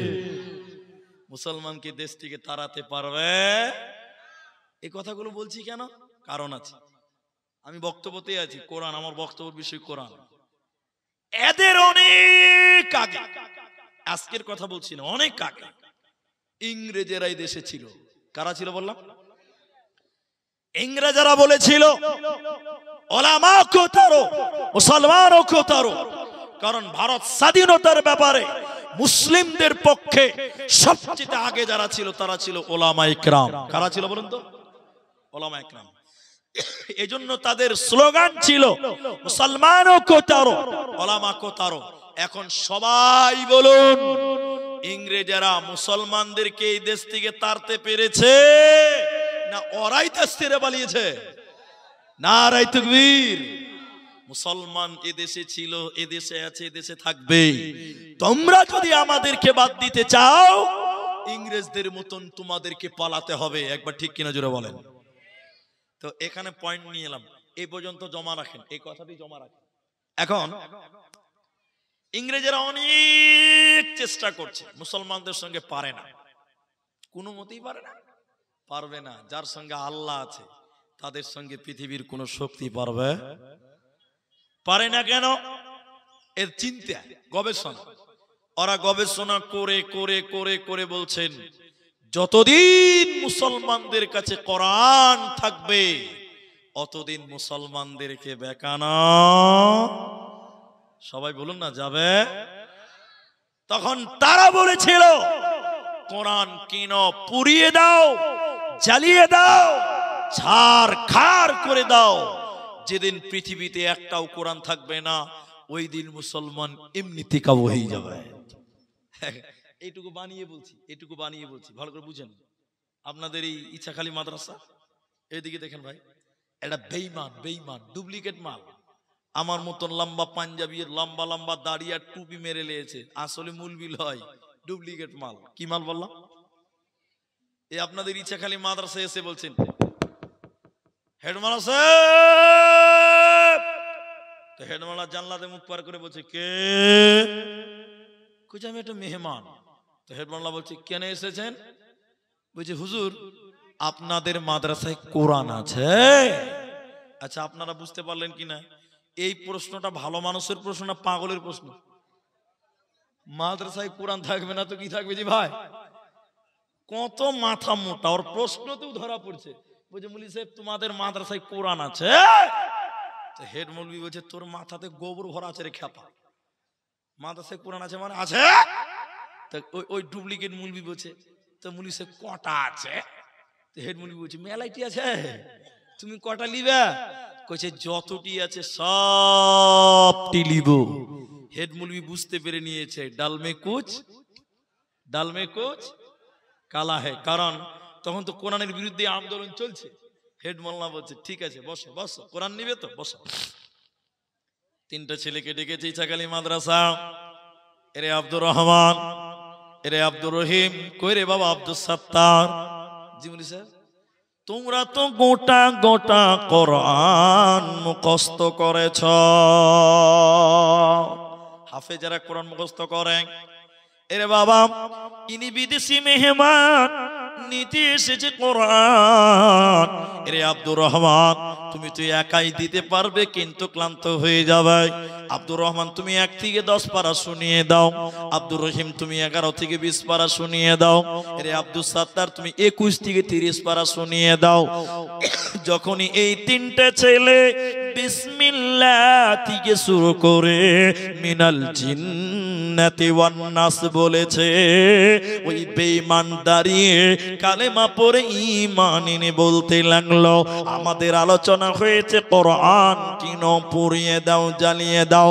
কিন্তু এখন আমি মুসলমান, আল্লাহর কসম করে বলছি, মুসলমানদের থেকে কোরআনকে আলাদা করা সম্ভব হবে না। তার কারণ মুসলমানেরা এই কোরআনকে তাদের আত্মাতে জায়গা দিয়েছে, এই কোরআনকে মেটানো সম্ভব হবে না। এজন্য একজন ইসলামিক গবেষক, একজন ইসলামিক পণ্ডিত, তিনি কোরআন মানুষকে দেখিয়েছিলেন, এই রকম কোরআন জনগণকে দেখিয়েছিলেন। সবাই আমার কোরআনের দিকে দেখেন, মায়েরা পর্দায় দেখেন, কোরআনটা দেখলেন। এরকম কোরআন দেখানোর পর কোরআনটা তিনি বন্ধ করে মানুষদেরকে বললেন, বলো বলো বলো, এই কোরআনটা কেমনে দেখলে তোমরা বলো। সবাই বলেছিল সাদা কাগজে কালো কালিতে লেখা আছে। তখন তিনি বলেছিলেন, বন্ধুরা, এই কোরআনটা এই চক্ষু দিয়ে দেখলে হবে না, এই কোরআনটা ঈমানের চক্ষু দিয়ে দেখো। এই কোরআনটা কোনো কাগজে নয়, এই কোরআনটা কোনো কালিতে নয়, বরং এই কোরআনটা শহীদের রক্তের বিনিময়ে লেখা হয়েছে। এই কোরআনের জন্য কত মা বিধবা হয়েছে, এই কোরআনের জন্য কত বাচ্চা এতিম হয়ে গেছে, এই কোরআনের জন্য কত বোন তার ভাইকে হারিয়েছে। অতএব শহীদের রক্তের বিনিময়, অনেক জানের বিনিময় কোরআন এসেছে। অতএব তোমরা এই কোরআনকে মিটাতে পারবে না। আল্লাহ তাবারাক ওয়া তাআলা বলেন, ইন্না নাহনু নাযালনা যিকরা ওয়া ইন্না লাহু লাহাফিযুন। আল্লাহ তাবারাক ওয়া তাআলা বলেন, বান্দারে, এই কোরআনকে আমি আল্লাহ নাজিল করলাম, এই জিকিরকে আমি আল্লাহ নাজিল করলাম, এই কোরআনের হেফাজতের দায়িত্ব স্বয়ং আমি আল্লাহ নিয়েছি রে। এই কোরআনকে তোরা মিটাতে পারবি না, এরই নাম কোরআন। নারে তাকবীর। পৃথিবীর কেউ এই কোরআনকে মিটাতে পারবে? এটা এমনই একটি গাছ, যত ছাটবেন তত ঝগড়া হবে। বলুন সুবহানাল্লাহ। যেটা আমি প্রথমেই বলেছি আপনাদেরকে। এখন দুটি কথা বলবো ভাই, এটি আমার অন্তরের কথা বলছি, অন্তরের কথা। তো বলার আগে একটু পরীক্ষা করতে চাই। আপনাদের কি কষ্ট হয়েছে ভাই? অসুবিধা আছে কোনো? আর মনে রাখবেন, আমার পরেও বক্তা আছে, টেনশন নেই, সারা রাত চলবে ইনশাআল্লাহ। তো এবার আমি যে কথা বলছি একটু বলেন আপনারা, লজ্জা পাবেন না, একটু লজ্জা দিচ্ছি না, আল্লাহর কসম বলছি, লজ্জা নয়। কে কে কোরআন পড়তে পারেন একটু হাত তুলেন। নামাবেন না, নামাবেন না, হাত তুলে রাখবেন। যারা কোরআন পড়তে পারেন তারা হাত তুলেন, বাস বাস, নামা হয়ে গেছে। তাহলে যারা তুললেন না ওরা পারেন না, তাই তো? অপমান করলাম না, এটা অপমান মনে করবেন না, এটা শিক্ষার ব্যাপার আছে। কিন্তু দেখেন, অনেক মানুষ আছে কোরআনওয়ালাদেরকে দেখলে একটু মজা লাগে, আছে না নাই? কথা বলেন নাই? আছে। আপনি কোরআন জানেন না, কত বড় লস করেছেন আপনি জানেন। তবে আপনার বাঁচার পথটাও বলবো, ধৈর্য ধরতে হবে। এটা একটা উপন্যাস বলি, তাহলে বুঝতে পারবেন। উপন্যাস পৃথিবীতে কোনোদিন ঘটে না। এদিকে দেখেন, একটা দার্শনিক গেছে নদীতে ঘুরতে। কোথায় গেছে বললাম? এদিকের লোক সবাই বলুন কোথায়? আপনারা ফারাক্কা দেখেছেন তো? ফারাক্কা বাঁধ, ওই ফারাক্কা নদীতে ঘুরতে গেছে একটা দার্শনিক। নৌকাতে ঘুরবে, গবেষণা করবে, দার্শনিকদের যা কাজ। আমার দিকে দেখেন, দার্শনিক নৌকাতে উঠেছে, তো ওর মুখটা কি বন্ধ থাকবে? ওর কাজ হলো বক্তার মতন বক বক বক বক বক বক করা। ওর তো মুখ বন্ধ থাকবে না। দার্শনিক আমাদেরই মতো নৌকাতে উঠে বলছে যে কি করে সময় কাটবে রে, এখন তো মুখ বন্ধ থাকবে না। তাহলে মনে মনে ভাবছে, তাহলে এক কাজ করি, যে মাঝি এসে লা চালাইছে নৌকা, নৌকা এর সঙ্গে একটু বন্ধুত্ব করি। আপনারা আমার দিকে আছেন তো? বন্ধুত্ব করি, বলে ঠিক আছে। দার্শনিক বলছে, মাঝি ভাই। মাঝি বলছে, জি ভাই। তো বলছে যে তুমি সায়েন্স বুঝো? আচ্ছা বলুন, যে নৌকা চালায় ও সায়েন্স বুঝে? মাঝি বলছে, ভাই আমি লেখাপড়া করিনি, খানো কামা গেলে বলি না। তখন দার্শনিক বলছে, আহ আহ আহ আহ আহ আহ, রে মাঝি রে, তোর জীবনটা চারা নাই মিছে। মানুষের জীবন কয় আনা? 16 আনা। কয় আনা? তো 4 আনা গেল, থাকলো কত? এরা অঙ্ক কিছুই জানে না, 12 থাকলো। ফের খানিকক্ষণ পর বলছে, মাঝি ভূগোল বুঝো? ভূগোল, ভূগোল। মাঝি বুঝে, ভাই আমি লেখাপড়া মসজিদ মাদ্রাসায় অঙ্ক কিচ্ছু জানি না। মাঝির উত্তর শুনে দার্শনিক বলছে, আহ আহ আহ আহ আহ, এই বোকা মাঝি, তোর জীবনটা 8 আনাই মিছে। তাহলে আর থাকলো কত? 8 আনা। ফের খানিকক্ষণ পর মাঝিকে দার্শনিক বলছে, মাঝি ইতিহাস বুঝো? ইতিহাস? মাঝি বলছে, এটা লাগছে বুঝে লেছি। তখন মাঝিকে বলছে তুই কি বুঝলি এটা? বলছে আমার শ্বশুর বাড়ি একদম নদীর ধারে, তো আমি যখন বিয়ে করেছি তো আমার শাশুড়ি মা আমাকে রাজহাঁস খিলিয়েছিল, ওই রাজহাঁসটাই কি ইতিহাস। মাঝির উত্তর শুনে দার্শনিক আহ আহ আহ আহ করে হাসতে হাসতে বলছে, এ মাঝি তোর জীবনটা 12 আনাই মিছে। আর কত থাকলো ভাই, কতটি আছে? এমন সময় নৌকা একদম নদীর মাঝখানে চলে গেছে, আর হঠাৎ করে ভাদর মাসের দিন, কালো মেঘ, ঝড় বাতাস, বিজলি চমকাচ্ছে, কড়াক কড়াক করে চমকাচ্ছে, আর ফারাক্কা নদীর পানি থই থই করছে, নৌকা এরকম হাবুডুবু হাবুডুবু করছে। দার্শনিক এতক্ষণ খুব হাসছিল, এখন ভয়ে কলজাটার গলার কাছে এসছে। দার্শনিক এবার আস্তে আস্তে কানে কানে মাঝিকে দিয়ে বলছে, মাঝি নৌকা ডুববে নাকি জি ভাই? এতক্ষণ খুব হাসছিল, এবার আস্তে করে বলছে নৌকা ডুববে নাকি জি ভাই? মাঝি এবার জামা গুটিয়ে বলছে, ইতিহাস জানো, ভূগোল জানো, সায়েন্স জানো, ইংরেজি জানো, বিজ্ঞান জানো, বাংলা জানো, অঙ্ক জানো, ফার্সি জানো, উর্দু জানো, অনেক জানো, সাঁতার জানো বাবু? সাঁতার জানো? যেই বলেছে সাঁতার জানো, দার্শনিক মাথায় নেছে জানি না। মূর্খ মাঝি বলে বাবু এখন কেনে কাবু? আমি তো 3 সাবজেক্টে ফেল করে আমার 12 আনা শেষ, এখনো তো 4 আনা আছে। তুমি তো 1 সাবজেক্ট ফেল করে তোমার 12 আনাই 16 আনাই মিছে। টুক করে নৌকা ডুবে গেছে। আর যেই নৌকা ডুবা, দার্শনিক কোন রকম সাঁতার কাটতে কাটতে, ও তো দাদর কাছ থেকে নৌকা চালায় কম ছোট থেকে, ও তো ঝড়ে সাঁতার কাটতে কাটতে বাবলার ডাল ধরে দেখি প্যাসেঞ্জারের খবর লি, টাকা তো দিলেই না। প্যাসেঞ্জারের খবর নিয়ে দেখছি যে মাল বিনা ভিসা পাসপোর্টে মাল বাংলাদেশ।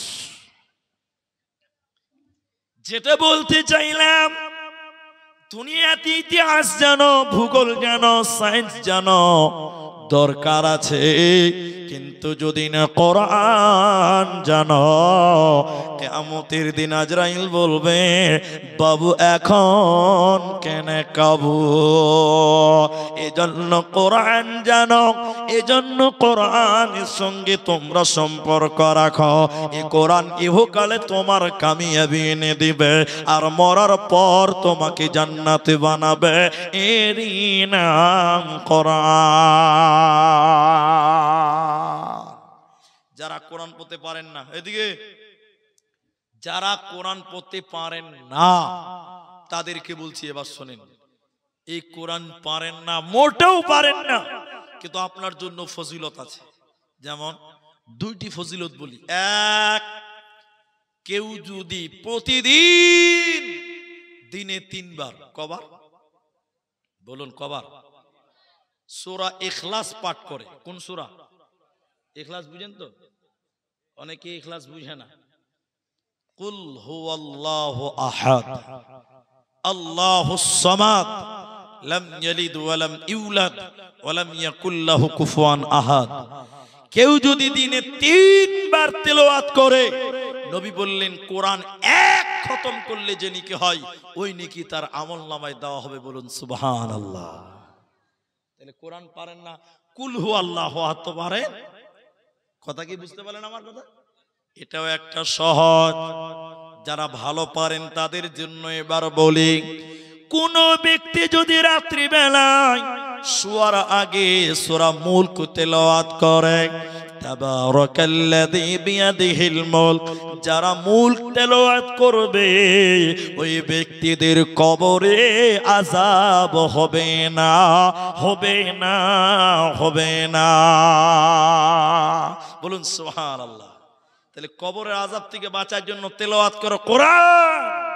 আর কোরআন খতম করতে চাইলে যারা জানেন না, কুল হুয়াল্লাহু আহাদ 3 বার পড়বেন, কোরআন 1 খতমের নেকি আল্লাহ আমলনামায় দিবে। বলুন সুবহানাল্লাহ। আর যারা পারেন মোটামাটি, কথাগুলো কাজে লাগবে, যারা পারেন মোটামাটি টেনে ছেঁচড়ে পারেন, ভালো পারেন না, চেষ্টা করেন। আল্লাহর নবী বলেন কোরআন ভালো রকম পারে না, কিন্তু যদি চেষ্টা চালিয়ে যায়, এই চেষ্টা করার কারণে এই ব্যক্তিকে আল্লাহ ডবল নেকি আমলনামায় দিবে। সুবহানাল্লাহ বলবেন না? চেষ্টা করতে হবে। কি করতে হবে জানেন না, চেষ্টা চালান, আল্লাহ আপনাকে ডবল নেকি দিবে। আরেকবার বলুন সুবহানাল্লাহ। শেষের বেলায় আপনাদেরকে বলবো, কোরআন পড়লে কি লাভ, কোরআনওয়ালাদের সম্মান কত। সবচেয়ে ভালো মানুষকে, সবচেয়ে দামি মানুষকে, এর উত্তর দিলেন নবী মুহাম্মদুর রাসূলুল্লাহ সাল্লাল্লাহু আলাইহি ওয়াসাল্লাম। নবীজি বলছেন, খায়রুকুম মান তাআল্লামাল কোরআনা ওয়া আল্লামাহু। সবচেয়ে ভালো মানুষ হলো সে যে কোরআন শিখে এবং কোরআন শিক্ষা দান করে, যে কোরআন নিজে শিখে এবং অপরকে কোরআন শিক্ষা দান করে। ওই লোক হলো আল্লাহর নজরে সবচাইতে ভালো। আমার দিকে দেখেন, সবাই এদিকে দেখেন, সবচেয়ে ভালো, এদিকে দেখেন, সবচেয়ে ভালো যে কোরআন শিখে এবং শিক্ষা দেয়। কিন্তু মানুষের নজরে বলেন, কোরআনওয়ালা মুলবিদেরকে দেখলে অনেক মানুষের শরীরে চুলকানি চালু হয়ে যায়, আছে না নাই? মুলবি দেখলে জ্বালা পুরা হয়, এরকম লোক আছে না নাই বলেন? কিন্তু নবী বললেন সবচেয়ে ভালো তারা, কিন্তু আমরা তাদেরকে মূল্যায়ন করিনি। করেছি? বলুন তো আপনারা, সত্য করে বলবেন, মিথ্যা বলবেন না। আপনাদের এলাকায় যে সব মসজিদ গুলো রয়েছে, মসজিদের ইমাম সাহেবদের বেতন ভালো? কত টাকা বেতন দেন আপনারা? 3000, 3000, 4000? আল্লাহু আকবার। এই যে মুলবি সাহেব মোবাইল বার করেন, 4000 টাকা যদি মুলবি সাহেবের বেতন হয়, 4000 কে 30 ভাগ করেন, দিনে কত করে পড়বে? 133 নাকি জি? 33 কত পয়সা হবে আর কি? 133 টাকা। একবার বলুন সুবহানাল্লাহ, বলুন নাউজুবিল্লাহ, বলেন ইন্নালিল্লাহ। আচ্ছা, 133 টাকাতে কোনো বেতন কারো আছে আজকে দুনিয়াতে? আপনারা ডিউটি করেন 8 ঘন্টা, ক ঘন্টা বলুন? বলুন 6 ঘন্টা, 12 ঘন্টা। কিন্তু মসজিদের ইমামের বেতন কত টাইম ডিউটি? 8 ঘন্টা, 24 ঘন্টা। আপনার বাপ কলকাতায় মারা গেছে রাত 2টা বাজে, তখন আপনি ইমাম সাহেবকে ফোন করে বলছেন, মুলবি সাহেব আমার বাপ মরে গেছে, তুমি এক্ষুনি ইলান করে দাও। মুলবি সাহেব চোখ কচলাতে কচলাতে কইছে, শালা ঘুমাতেও দিবে না বা? তাও মাইক চালু করে বলছে, অমুকের বাপ মরে গেছে, সকালে লাশ আসবে। তাহলে বলুন এই ডিউটিটা সহজ না কঠিন? কথা বলে না? সবচেয়ে কঠিন এটা। আরে আপনার মেয়ে পালিয়ে গিয়ে রাতে ধরা পড়েছে রাত 2টার সময়, এখন আপনি ইমামকে বলছেন, মুলবি সাহেব তাড়াতাড়ি উঠে বিয়া পড়াইতে হবে। তাহলে দেখেন মুলবি সাহেবের ডিউটি 12 ঘন্টা নয়, 24 ঘন্টা। ঠিক কিনা জুড়ে বলেন? অথচ বেতন দিয়েছি 133 টাকা। বলেন ভিক্ষা যারা করে ওদেরও বেতন এর চেয়ে 4 ডাবল বেশি। ঠিক কিনা জুড়ে বলেন? বিয়া পড়া ধরুন ক হাজার? 6000 টাকা। মাশাআল্লাহ, আপনাদেরকে বিয়ে পড়ানি 6000 টাকা মুলবির বেতন জি? 6000। মাশাআল্লাহ, আর ছবিটা একবার লেনা। 6000। এখন বলছে বিয়ে পড়াইতে চেয়েছে, তাও মুলবিরা তাও দোষ। দোষ কিনা বলেন? এদিকে দেখেন, এদিকে দেখেন, একটা মুলি সাহেব রাস্তাতে হাঁটছে, বুঝলেন, খুব জোরে হাঁটছে আর কি। তখন কিছু কিছু লোক চুলকাতে শুরু করে দিয়েছে, মুলি সাহেব পরের বাড়ি দাওয়াত খেতে যেছো নাকি ভাই? এত তাড়াতাড়ি হাঁটছো কিনা? দাওয়াত টাওয়াত আছে? মুলবি যদি জোরে হাঁটে বলছে দাওয়াত পেয়েছো নাকি? মুলবি বলছে যা, আজ থেকে আর জোরে হাঁটবো না, আস্তে আস্তে হাঁটবো। পরের দিন মুলবি সাহেব আস্তে আস্তে হাঁটছে, তখন বলছে আরেকটা লোক বলছে, মুলি সাহেব পরের বাড়ি বেশি খেয়ে লেছো নাকি জি? হাঁটতেই যে পারো না। এখন মুলবি জোরে হাঁটলেও জ্বালা, আস্তে হাঁটলেও জ্বালা। সব দোষ ইমামের। সব দোষ কার? ইমামের। বর্তমান অবস্থা। আর উনি বলছে ইমামের বেতন কত? আল্লাহর নবী বলেন, সাহাবীরা বলতেন তাআল্লামনাল ঈমান সুম্মা তাআল্লামনাল কোরআন। এটা সাহাবীদের কথা।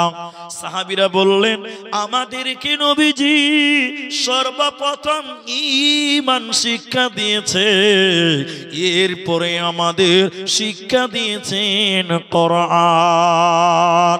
এজন্য মুসলমান, তুমি তোমার সন্তানকে কোরআন শিক্ষা দাও, তুমি তোমার ছেলে মেয়েদের কোরআনের শিক্ষা দান করাও।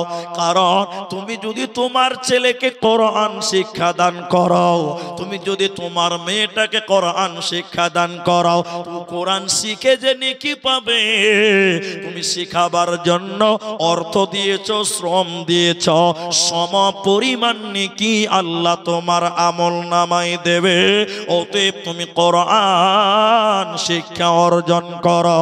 তাই নবীজি বললেন, শোনো, প্রতিটি মুসলিম নর নারীর জন্য কোরআন শিক্ষা অর্জন করা, ইলম অর্জন করা, দ্বীনের জ্ঞান অর্জন করা প্রতিটি মুসলিমদের জন্য আবশ্যক। অতএব তোমরা কি করো? কোরআন তেলাওয়াত করো, ইহকালেও কামিয়াব হবে আর মরার পর জান্নাতি হবে, কোনো চিন্তা রবে না। আল্লাহ তাবারাক ওয়া তাআলা কোরআনে বলেন, আকিমিস সালাতা লিদুলুকিশ শামসি ইলা ওয়াসাকিল লাইল ওয়া কুরআনাল ফজর ইন্না কুরআনাল ফজর কানাত মাশহুদা। আল্লাহ তাবারাক ওয়া তাআলা বলেন, হে ইচাকালীর মুসলমান, মুর্শিদাবাদের মুসলমান, যে ব্যক্তি 5 ওয়াক্তের নামাজ কায়েম করবে এবং সকাল সন্ধ্যা কোরআন তেলাওয়াত করবে, কানাত মাশহুদা, এর জন্য কিয়ামতের দিন কোরআন সাক্ষী দিবে। আর যার জন্য কোরআন সুপারিশ করবে, ওই লোককে আল্লাহ জাহান্নাম দেবে না, জাহান্নাম যাবে না, দেবে না, দেবে না। কোরআনের ব্যাপারে এখন যে ইতিহাসটা আপনাদের বলবো, 5 থেকে 10 মিনিট টাইম লাগবে। আমার মায়েরা, বোনেরা যারা আছেন আমার দিকে অ্যাটেনশন থাকেন, এই ইতিহাসে আপনার জ্ঞান বাড়বে। আমরা কোরআনের জন্য কি করেছি? কিচ্ছু করতে পারিনি। আমরা কোরআনের জন্য কি করতে পারি? আল্লাহ কোরআনে বলছেন, সব বলে দিয়েছেন। অথচ সাহাবায়ে কেরাম এই কোরআনের জন্য তারা নিজের জীবন পর্যন্ত বিলিয়ে দিয়েছে। বলুন সুবহানাল্লাহ। ইতিহাসটা শুনবেন, উঠিয়েন না, ইতিহাসটা না শুনে আপনার ঈমান বাড়বে, বাড়বে, বাড়বে। নবী যখন মক্কায় ছিলেন, তিনি ইসলামের কথা বলছেন, ঈমানের কথা বলছেন। তো একটা ছেলে, তার নাম আব্দুল উজ্জা, তার বাবা বেঁচে ছিল না, চাচার কাছে মানুষ হয়েছিলেন। তার চাচা ছিল বিরাট বড় লোক, বাদশা। চাচার মালে ভাতিজাও বড় লোক, কিন্তু বাপ বেঁচে ছিল না। তা আব্দুল উজ্জার মনে মনে ইসলাম ভালো লাগছে, অপেক্ষা করছে যে কখন আমার চাচাকে ভালো লাগবে, তাহলে চাচা ভাতিজা দুইজন একসঙ্গে ইসলাম গ্রহণ করব, ঈমান আনব। কিন্তু দেখতে দেখতে দেখতে দেখতে অনেক দিন চলে গেল, চাচা ঈমান আনছে না। আল্লাহ রসুল মক্কা ছেড়ে মদিনা চলে গেল। মা বোন শুনেন ইতিহাস। আব্দুল উজ্জা থাকতে না পেরে চাচার কাছে গেলেন, যে বললেন, চাচা, অনেক দিন থেকে অপেক্ষা করছিলাম কখন আপনি ইসলাম কবুল করবেন, কিন্তু আপনি তো ইসলাম কবুল করলেন না। চাচা, আমার চিন্তা, আমার বর্তমান অবস্থা, আমি এখন সিদ্ধান্ত নিয়েছি আমি মদিনা যাব, ইসলাম কবুল করব, ঈমান আনব। চাচা, তুমি যদি ইসলাম কবুল করতে চাও, আমার সঙ্গে মদিনার পথে চলো। আমার আব্দুল উজ্জার চাচা রেগে গিয়ে বলল, না, আমি তো যাবই না। তুমি যদি আমাকে ছেড়ে ইসলাম কবুল করতে মদিনা চলে যাও, ভাতিজা আব্দুল উজ্জা শুনে নাও, আমি তোমাকে যা কিছু দিয়েছি সব কিছু আমাকে ফেরত দিয়ে দাও। আব্দুল উজ্জা তখন মুসলমান নয়, গলার মালা খুলে দিয়ে দিল, আপনার কিনা টাকা পয়সা যা ছিল দিয়ে দিল, হাতে আংটি ছিল খুলে দিয়ে দিল। এবার চাচা বলছে, ভাতিজা আব্দুল উজ্জা রে, তুমি যদি ঈমান আনো মদিনা যেতে চাও, তোমার শরীরে যে লুঙ্গি রয়েছে, পায়জামা রয়েছে, ওটাও আমার টাকার, ওটাও খুলে তোমাকে যেতে হবে। আব্দুল উজ্জাকে ভয় দেখাচ্ছে যে ল্যাংটা হতে বলবো তাহলে তো ল্যাংটা হতে পারবে না, মানে ঈমান আনতে পারবে না। আব্দুল উজ্জা আল্লাহর উপরে তাওয়াক্কুল করে বলতে লাগলেন, আল্লাহ নিশ্চয়ই তুমি পাক, তাই তুমি আমাকে পবিত্র করছো, বেঈমানের পোশাক তুমি আমার শরীরে রাখছো না। আব্দুল উজ্জা টানে তার লুঙ্গিটা খুলে দিল, তার পরনের পায়জামাটা খুলে ল্যাংটা হয়ে গেল, যুবক ছেলে উলঙ্গ হয়ে গেল, বিবস্ত্র হয়ে মায়ের কাছে কাঁদতে কাঁদতে গেল। মা আব্দুল উজ্জাকে ল্যাংটা দেখেছে, উলঙ্গ দেখে লজ্জিত হয়ে বলল, ও বেটা আব্দুল উজ্জা, তোমার এই অবস্থা কেন? আব্দুল উজ্জা বলছে, মা আমি ঈমানের জন্য মদিনায় যাচ্ছিলাম, নবীর কাছে চলে যাচ্ছি, যার কারণে চাচা তার সব কিছু ফিরিয়ে নিয়েছে। শুধু তাই নয়, আমার পরনের পায়জামা পর্যন্ত নিয়ে নিয়েছে।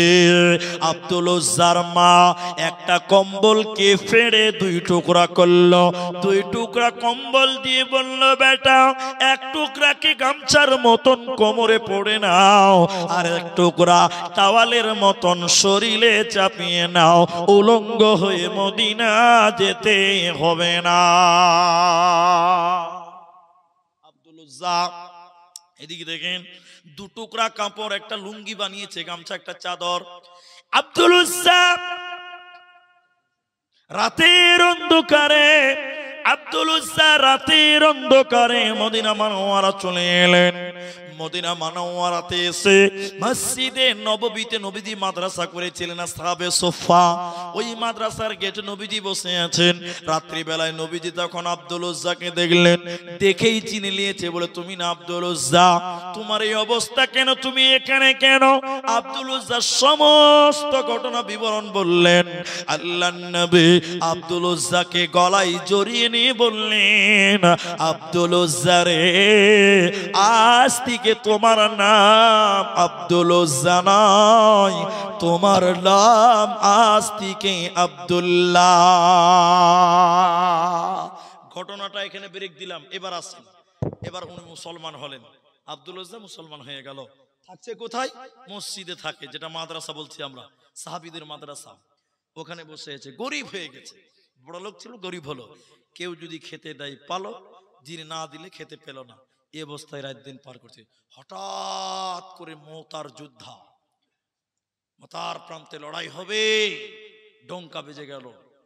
আল্লাহ নবী বলছেন, যার কাছে যা আছে এনে জমা করে দাও, যুদ্ধে যেতে হবে। সবাই দান করছে, আমার বলার উদ্দেশ্য দান নয়, সবাই দান করছে। আব্দুল উজ্জা, এখন আব্দুল্লাহ, ও মসজিদের বারান্দায় বসে আছে, ও একবার উঠছে বসছে, উঠছে বসছে, সবাই দান করছে, ওর দিল মানছে না, দান করে অভ্যাস, আমিও দান করব। ওর দিল মানে না, আমিও দান করব, কিন্তু দেবে কি? কিছুই তো নাই। দেবে কি? কিছুই তো নাই। অনেকক্ষণ পর আব্দুল উজ্জা নবীজির পাশে দাঁড়ালেন। নবীজি বললেন, আব্দুল উজ্জা তুমি এসেছো কেন? তার মানে, আরে তুমি এসেছো কেন? এখানে টাকার দরকার, তোমার তো টাকা নাই। আব্দুল উজ্জা বললেন, ইয়া রাসূলুল্লাহ, সমস্ত সাহাবীরা অনেক কিছু দিল, সব দেখলাম, আমি দিতে পারলাম না। নবী গো, আমি চিন্তা ভাবনা করলাম দেব কি, কিন্তু মন তো মানে না। যদি লুঙ্গি গামছাটা খুলে দেই, পাছা উদাম হয়ে যাবে, শরীরের তাওয়াল দিয়ে দিলে তাওয়ালটা খালি হয়ে যাবে, দেব কে? অনেক চিন্তা করার পর দেখলাম এখনো আমার কাছে একটা জিনিস আছে, ওইটা দিয়ে আমি কোরআনকে বাঁচাতে চাই। চাই। নবী বললেন, আব্দুল্লাহ কি দিবে তুমি বলো। আরে আব্দুল উজ্জা তুমি কি দিবে বলো।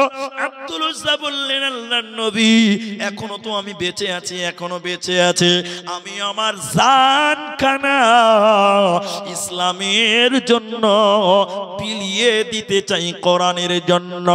নবী আপনি আমার নাম লিখেলেন, যুদ্ধের জন্য আমার নাম লেখন, যুদ্ধের ময়দানে আমি আমার জীবন দিয়ে কোরআনকে আমি টিকিয়ে রাখবো, কোরআনকে বাঁচিয়ে রাখবো। নবী আমার আপনি জিহাদের জন্য আমার নাম লিখে দেন, কিছুই নাই, কিন্তু আমার জীবনখানা কোরআনের জন্য দিতে চাই।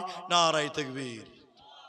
আল্লাহ রাসূল তার নাম লিখেছিলেন, তার মৃত্যু হয়েছিল যুদ্ধে নয়, জ্বরের কারণে। ইতিহাস অনেক লম্বা, অত দূর আমি বলবো না। তাহলে সাহাবীরা এই কোরআনের জন্য জীবন পর্যন্ত দিয়েছে। আল্লাহ বলছেন, শোনো, যদি তোমাদের জান্নাত যেতে হয়, জান্নাত নিতে হয়, ইন্নাল্লাহা আশতারা মিনাল মুমিনিনা আনফুসাহুম ওয়া আমওয়ালাহুম বিআন্না লাহুমুল জান্নাহ, তাহলে তোমাদের দুইটি জিনিস আমাকে দিতে হবে। এক, তোমাদের জানটা ইসলামের জন্য বিলিয়ে দিবে, আমি তোমাদেরকে জান্নাত দিয়ে দিব। বলুন সুবহানাল্লাহ। তাহলে কোরআনের জন্য যখন জানের প্রয়োজন তখন দিতে হবে জান। দুই নম্বর আল্লাহ বলছেন, ওয়া আমওয়ালিহিম, যখন তোমাদের মালের প্রয়োজন, টাকার প্রয়োজন, কোরআনের জন্য যখন টাকার প্রয়োজন, তখন তোমরা টাকা দিবে, আমি আল্লাহ তোমাদেরকে জান্নাত দিব। বলুন সুবহানাল্লাহ। তাহলে কোরআনের জন্য কখনো জানের প্রয়োজন, কখনো অর্থের প্রয়োজন। এখন 2025 সাল, ইচাখালীতে কোরআনের জন্য জানের প্রয়োজন নয়, মালের বড় প্রয়োজন আছে। আমি আপনাদেরকে ধৈর্য ধরতে বলি, আমি 2 ঘন্টা তো বলবোই। এখন দেখেন 20-22 বেজে গেছে, আমি 50-এ উঠেছি, মানে আধা ঘন্টা টাইম মোটামুটি কম বেশি আমি থাকবো। বক্তা আসবে, আমি নেমে যাব। এই অন্তিম মুহূর্তে, আমি চলে যাওয়ার লাস্ট মোমেন্টে আপনাদেরকে বলতে চাই, এইটা কোরআনের মাদ্রাসা। এই ইচাখালী দারুল হুদা নিজামিয়া মাদ্রাসা, এটা কোরআনের মাদ্রাসা। কোরআনের জন্য, এই মাদ্রাসার জন্য সাহাবীরা যদি জীবন দিতে পারে, আজকের এই ইচাখালী মাদ্রাসার জন্য একজন মানুষের কাছে আমি 10,000 টাকার একটা আবেদন করলাম।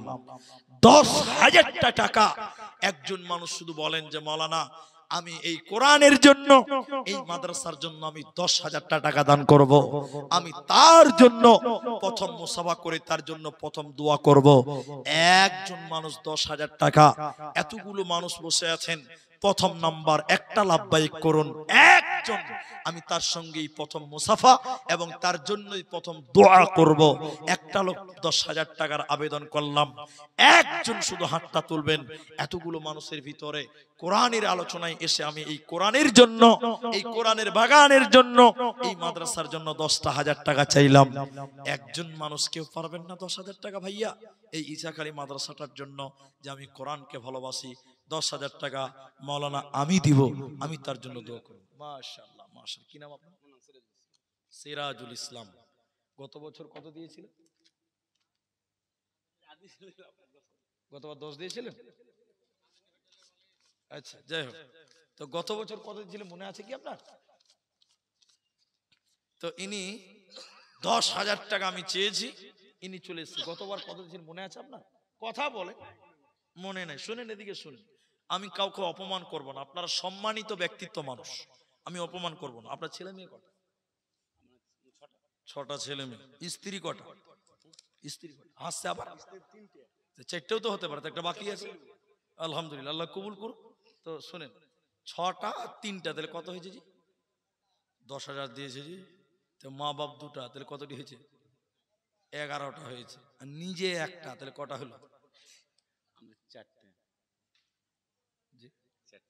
4টে ছেলে মেয়ে। এবার কমিয়ে দিল জি ভাই, এটা চালা গেছে ভাই। হিসাবে আর 2,000 টাকা পায় আপনার কাছে, আর 2,000 টাকা আপনি যেটা আবদার করেছে ওটাই দিয়েছেন। শুনেন, 10,000 আমি 3বার 4বার বলেছি, তাহলে 30,000 টাকা হয়েছে।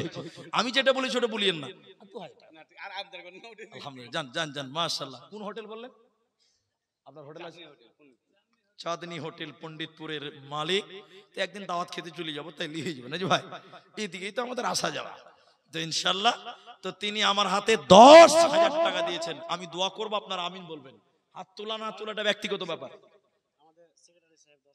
আপনি মাশাআল্লাহ মাশাআল্লাহ, তিনি বয়োবৃদ্ধ মানুষ, তিনি মাদ্রাসা সেক্রেটারি, তিনি দিবেন 10,000 টাকা। একবার তাকবীর দেন, নারায়ে তাকবীর, লিল্লাহি তাকবীর। বাপজি আপনি কি বলেন? তারপর দোয়া করছি তো এটি আপনার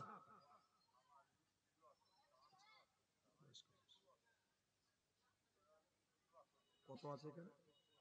2,000 টাকা। আল্লাহ, এই টাকার মূল্য 2,000 নয়, 2 লক্ষ টাকা মূল্য মনে করতে হবে। দেখেন 10 টাকা 20 টাকা জোগাড় করে যায়। স্ত্রীটা অসুস্থ, তিনি অসুস্থ, 2,000 টাকা মাদ্রাসায় দিলেন। আল্লাহ তুমি ডাক্তারের ডাক্তার, সার্জনের সার্জন, আল্লাহ তুমি স্বামী স্ত্রী দুইজনকে শিফায়ে কামেলা আজেলা দান করো। সবাই বলুন আল্লাহুম্মা আমিন। আল্লাহ এই দান তুমি কবুল করো, বলুন আল্লাহুম্মা আমিন। আমার সেক্রেটারি সাহেব এবং আমার ভাই, ওনার নামটা কি ছিল বলে গেলাম, সিরাজুল ভাই, তিনি দিলেন 10-10 করে। আল্লাহ তুমি তাদের কামায়ে রুজিতে তুমি বরকত দান করো, বলুন আল্লাহুম্মা আমিন। একটু আমিন বলুন। আল্লাহ আমার সেক্রেটারি ভাই তিনি 10,000 টাকা, আল্লাহ তুমি তার খেদমতটুকু কবুল করো, এই টাকার বিনিময়ে তুমি কাল কিয়ামতের দিন জান্নাত দিও, বলুন আল্লাহুম্মা আমিন। আমার মুরব্বি বাপজি তিনি দিলেন 2,000, আল্লাহ তুমি তাকে ভালো রাখো, সুস্থ রাখো, বলুন আল্লাহুম্মা আমিন। আল্লাহুম্মা আযহিবিল বাস রব্বান নাস ওয়াশফি আনতাশ শাফি লা শিফাআ ইল্লা শিফাউক শিফাআন লা ইউগাদিরু সাকামা, আল্লাহুম্মা আমিন। আল্লাহুম্মা সাল্লি আলাইহিম আল্লাহুম্মা বারিক আলাইহিম, বলুন আল্লাহুম্মা আমিন। আল্লাহু আকবার। আমার ভাই আমাদের খেদমতে ছিলেন, তিনি 10,000 টাকা তিনার ব্যক্তিগত ফান্ড থেকে তিনি দিচ্ছেন। এই মাদ্রাসায় ছাত্র ছিলেন, এই মাদ্রাসার প্রাপ্তন, আপনাদের ফল। আমরা ভাইয়ের জন্য দোয়া করব, আল্লাহ তুমি ভাইয়ের এলেমে আরো বারাকা দান করো, বলুন আল্লাহুম্মা আমিন। বলুন আমিন বলুন। আল্লাহ ভাইয়ের কামাই রুজিতে তুমি বরকত দান করো, বলুন আল্লাহুম্মা আমিন। আল্লাহ তুমি তার মা বাপকে সুখে রাখো, শান্তিতে রাখো, বলুন আল্লাহুম্মা আমিন। আল্লাহুম্মা সাল্লি আলাইহি আল্লাহুম্মা বারিক আলাইহি। আচ্ছা বস বস বস। আল্লাহুম্মা সাল্লি আলাইহি আল্লাহুম্মা বারিক আলাইহি জাযাকুমুল্লাহ হাইয়াকাল্লাহ বারাকাল্লাহ আমিন আমিন আমিন। পূবাল হাওয়া পশ্চিমে চল কাবার পথে বইয়া, পূবাল হাওয়া পশ্চিমে চল কাবার পথে বইয়া, যাও রে যাও এই গরিবের সালাম টুকু লইয়া। তাহলে 10,000 তিনজন হয়েছে, কয়জন হয়েছে বলুন তো ভাই? তাহলে 4 নম্বর একটা 10,000 টাকা বলেন। আমাদের ইসলামে খলিফা 4 জন। খলিফা কয়জন? একটু মুখ খুলেন, কয়জন? 4 জন। 3 জন হয়ে গেছে আর একটা বাকি আছে, চতুর্থ নম্বর খলিফাটা। 10,000 3 জন হয়েছেন। কোনটা? শামীম মাস্টার। শামীম মাস্টার ফোনের মাধ্যমে জানা গেল 3,000 টাকা দিবেন। আমি 10,000 টাকা বলুন। 4 নাম্বার খলিফা আবু বকর, উমর, উসমান, আলী রাদিয়াল্লাহু তাআলা আনহুম মাজমাইন, তিনারা 4 জন। 3 জন পেয়েছি 10,000। চতুর্থ নম্বরে ইছাখালী মাদ্রাসার মাঠে এতগুলো মানুষ, আর মুর্শিদাবাদের মতন ঠিকাদার পশ্চিমবঙ্গে কোনো জেলাতে নাই, এত ঠিকাদার আছে মুর্শিদাবাদে। একটা কোন ঠিকাদার 10,000 টাকা পারবেন না ভাই? একজন কেউ বলেন, একজন যে মুলবি সাহেব আমি 10,000 টাকা দিব। এবং এই মাদ্রাসার যারা সভাপতি, এই মাদ্রাসার যারা ক্যাশিয়ার, এই মাদ্রাসার যারা সহ সেক্রেটারি, চিনারা বাকি আছেন, আপনারা আসুন। কিন্তু 10,000 টাকা 4টা লোক আমি পূরণ করতে চাইলাম। এতগুলো মানুষ কোরআনের জন্য ভাই। কে আছে সহ সেক্রেটারি? আপনার শুনেন, এদিকে আসুন। আপনার মায়ের তো আপনি মুসাফা করেন না, আপনার মাই দিয়েছে, আমি তো বলেছি। ধরেন মাদ্রাসাতে আমি যাবই না, গাড়ি এখানে চলে এসেছে। শুনেন, আপনার নাম? ফখরুদ্দিন আহমেদ। আলাদা বলছে যে আচ্ছা যাই ওই একটাই হলো। তো যাই হোক, ওই পেশাব করার মুতা একটাই জিনিস নাজি ভাই। একটা দেওয়ালে লেখা আছে, শুনেন মজার কথা শুনেন, একটা দেওয়ালে লেখা আছে এখানে পেশাব করিবেন না, করিলে 50 টাকা জরিমানা। তো একজন যে পেশাব করতে লেগে গেছে, বাড়ির মালিক লাঠি নিয়ে এসে বলছে কি লেখা আছে? বলছে কি লেখা আছে জি? তুমি লেখাপড়া জানো না? বলছি না। কি লেখা আছে? বলে এখানে লেখা আছে এখানে পেশাব করিলে 50 টাকা জরিমানা, পেশাব করেছে 50 টাকা দাও। বলছে আমি পেশাব করিনি, আমি মুইতেছি। এই একই হলো কথা নাকি ভাই? তো শোনেন, আপনার মা দিয়েছে 10,500 টাকা, 27,500, এখানে 27,500 আছে, তা আপনি কত দিবেন বলেন? না না আপনার কিছু করতে হবে, ওরকম করেন না ভাই। এদিকে শুনেন, আর কিছু করেন, কিছু করেন না, পরে কখন বাকির নাম ফাঁকি, এদিকে আসে আপনি আমাকে বলেন কিছুই করবেন না যে? আল্লাহ, কিছু তো করবেন, আমি তো বলিনি আপনি 10,000 টাকা দেন, কিছু একটা করতেন না। আপনার মা দিয়েছে, আপনি দেননি তো, ওটা আপনার মা দিয়েছে।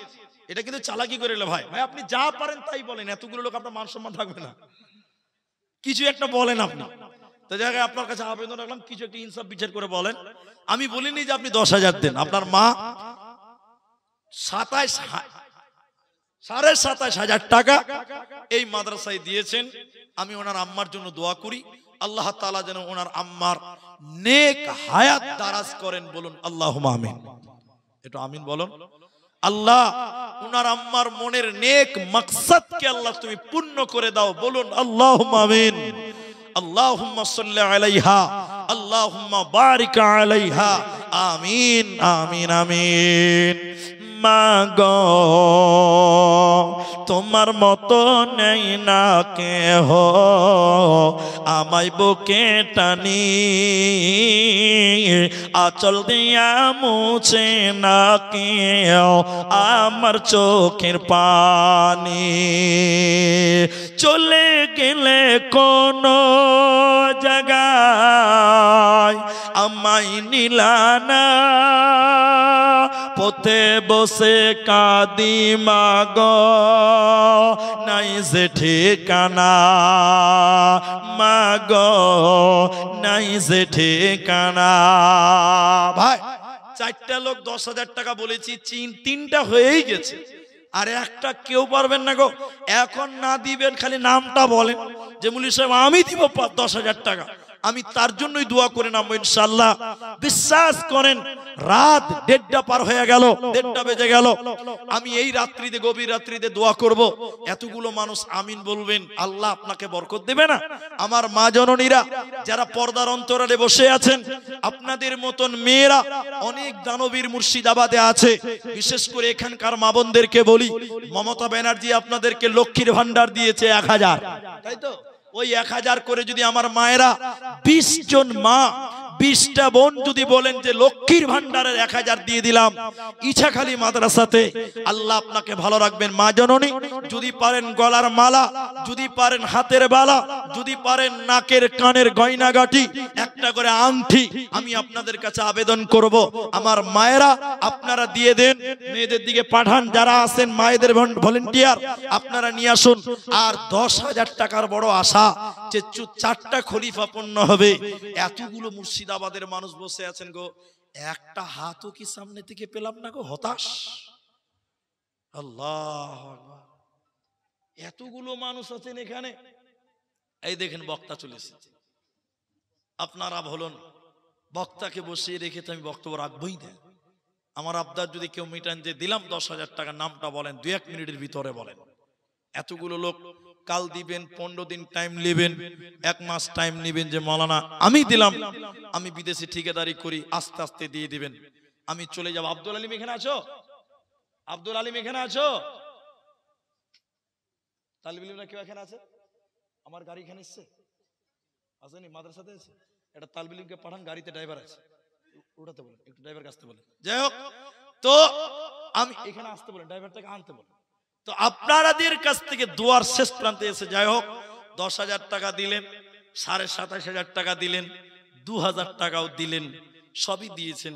তো যদি বলেন এখন পাক্কা 1:30 বাজে, আমার ভাই চলে এসেছে আবু হানিফ সাহেব, তিনি এসেছে যেহেতু, তা আমি আর সময় না নিয়ে শেষ দোয়া করে আমি আপনাদের কাছ থেকে বিদায় হব। অতএব এই অন্তিম মুহূর্তে 2 মিনিটের ভিতরে যদি কেউ 1000টা টাকা দেন, 5টা লোক দেন একটা করে 1000 টাকা, পারবেন? 1000 টাকা, 1000 টাকা দিবেন এরকম কেউ আছেন? 1000 টাকা দিবেন মাদ্রাসার জন্য এরকম কেউ? আমি এটাই শর্ট টাইমে বলছি, 1000 টাকা আল্লাহর কোরআনের জন্য, 1000 টাকা আল্লাহর কোরআনের বিনিময় দিবেন এরকম একটা লোক বলুন। আচ্ছা এখানে এটা কার ক্যামেরা? এটা কার? এই ক্যামেরাগুলো কার? এগুলো ক্যামেরা? আরে ইউটিউবাররা কই রে? 2000 টাকা। কি নাম ভাই? মিরাজুল ইসলাম। 2000 টাকা। এই ক্যামেরাগুলো কার আছে? ইউটিউবার কি আছে? এদিকে আছে। কত আছে বাবু? 1200 টাকা আছে। জাযাকাল্লাহ। একজন 2000, একজন 1200। মাশাআল্লাহ। আরেকজন দিয়েছেন 1000। মাশাআল্লাহ। কত আছে? 5000 টাকা। কি নাম আপনার? কি কাজ করেন আপনি? মার্বেলের কাজ করেন। তো জিন্নাত আলী ওই 4টা খলিফা হইতে 10,000, একটাই বাকি আছে, তো 5 হয়ে গেছে, আর 5 করে দিতে হবে। দেন আল্লাহ দিবে, মার্বেলের কাজ করেন। আলহামদুলিল্লাহ বলেন। শুনেন 5 আর 5 পরে দিবেন, একটু চেষ্টা করেন। 4টা খলিফা পূর্ণ করতাম যদি। জিন্নাত আলী 5000 টাকাই হলো। মাশাআল্লাহ। কত আছে?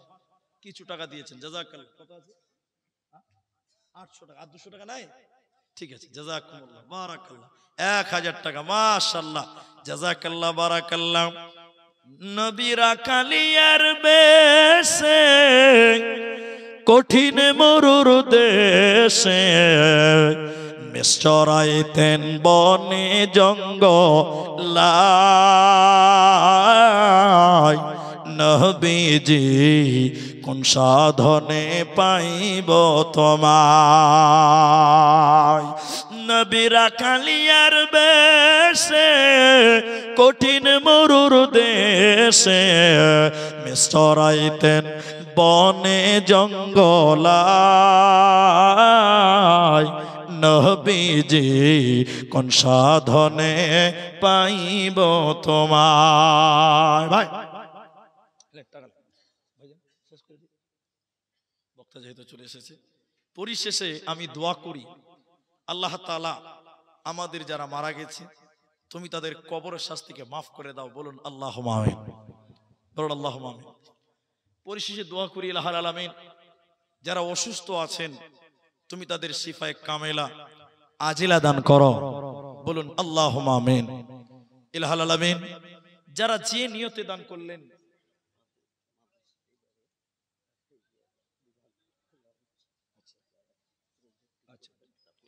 আলহামদুলিল্লাহ, এটা খুশির খবর। এই দোয়ার মোমেন্টে পেলাম। এতদিন তো দাওরা হাদিস মাদ্রাসা চলে এসেছে আলহামদুলিল্লাহ। ঈসাখালী মাদ্রাসায় এবছর থেকে, অর্থাৎ রমজান পরে থেকে, এখনই চালু হবে, রমজান পেরিয়ে গেছে, হিফজ বিভাগ চালু হবে শুধুমাত্র ছেলেদের জন্য। কোরআনের হাফিজ তৈরি হবে এই মাদ্রাসা থেকে, এখন থেকে চালু হলো। একবার বলুন আলহামদুলিল্লাহ। এই জন্য আপনাদের ছেলে মেয়েদেরকে যারা হাফেজ বানাবেন, কোরআনের হাফেজ তৈরি করবেন, নিয়ত করছেন, আশা করছেন, চিন্তা ভাবনা করছেন, আর বাইরে নয়, ঈসাখালী মাদ্রাসাতেই আপনারা আপনাদের ছাত্রদের দেবেন এবং হাফিজিয়াটা আপনারা শুরু করবেন। আল্লাহ যেন আপনাদের কবুল করেন, আমরা বলি আল্লাহুম্মা আমিন। তাই সবাই এই হিফজখানাটা চালু করার জন্য নিজেরা শ্রম দিবেন, পরামর্শ দিবেন এবং হিফজের জন্য ছাত্র দিয়ে, শুধু ছেলেদের মেয়েদের নয়, আপনারা সহযোগিতা করবেন।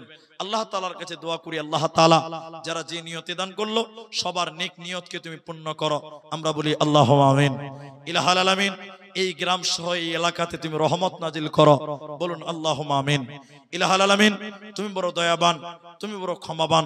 তোমার কাছে দোয়া করি আল্লাহ তাআলা তুমি আমাদের জীবনের গুনাহকে মার্জনা করো, আমরা বলি আল্লাহুম্মা আমিন। হায়াত বাকি তো ফের মোলাকাত বাকি। আজকের মতন এখান থেকে বিদায় হলাম। ওমা আলাইনা ইল্লাল বালাগ ওয়া আলাইকুমুল হিসাব। আসসালামু আলাইকুম ওয়া রাহমাতুল্লাহি ওয়া বারাকাতুহু।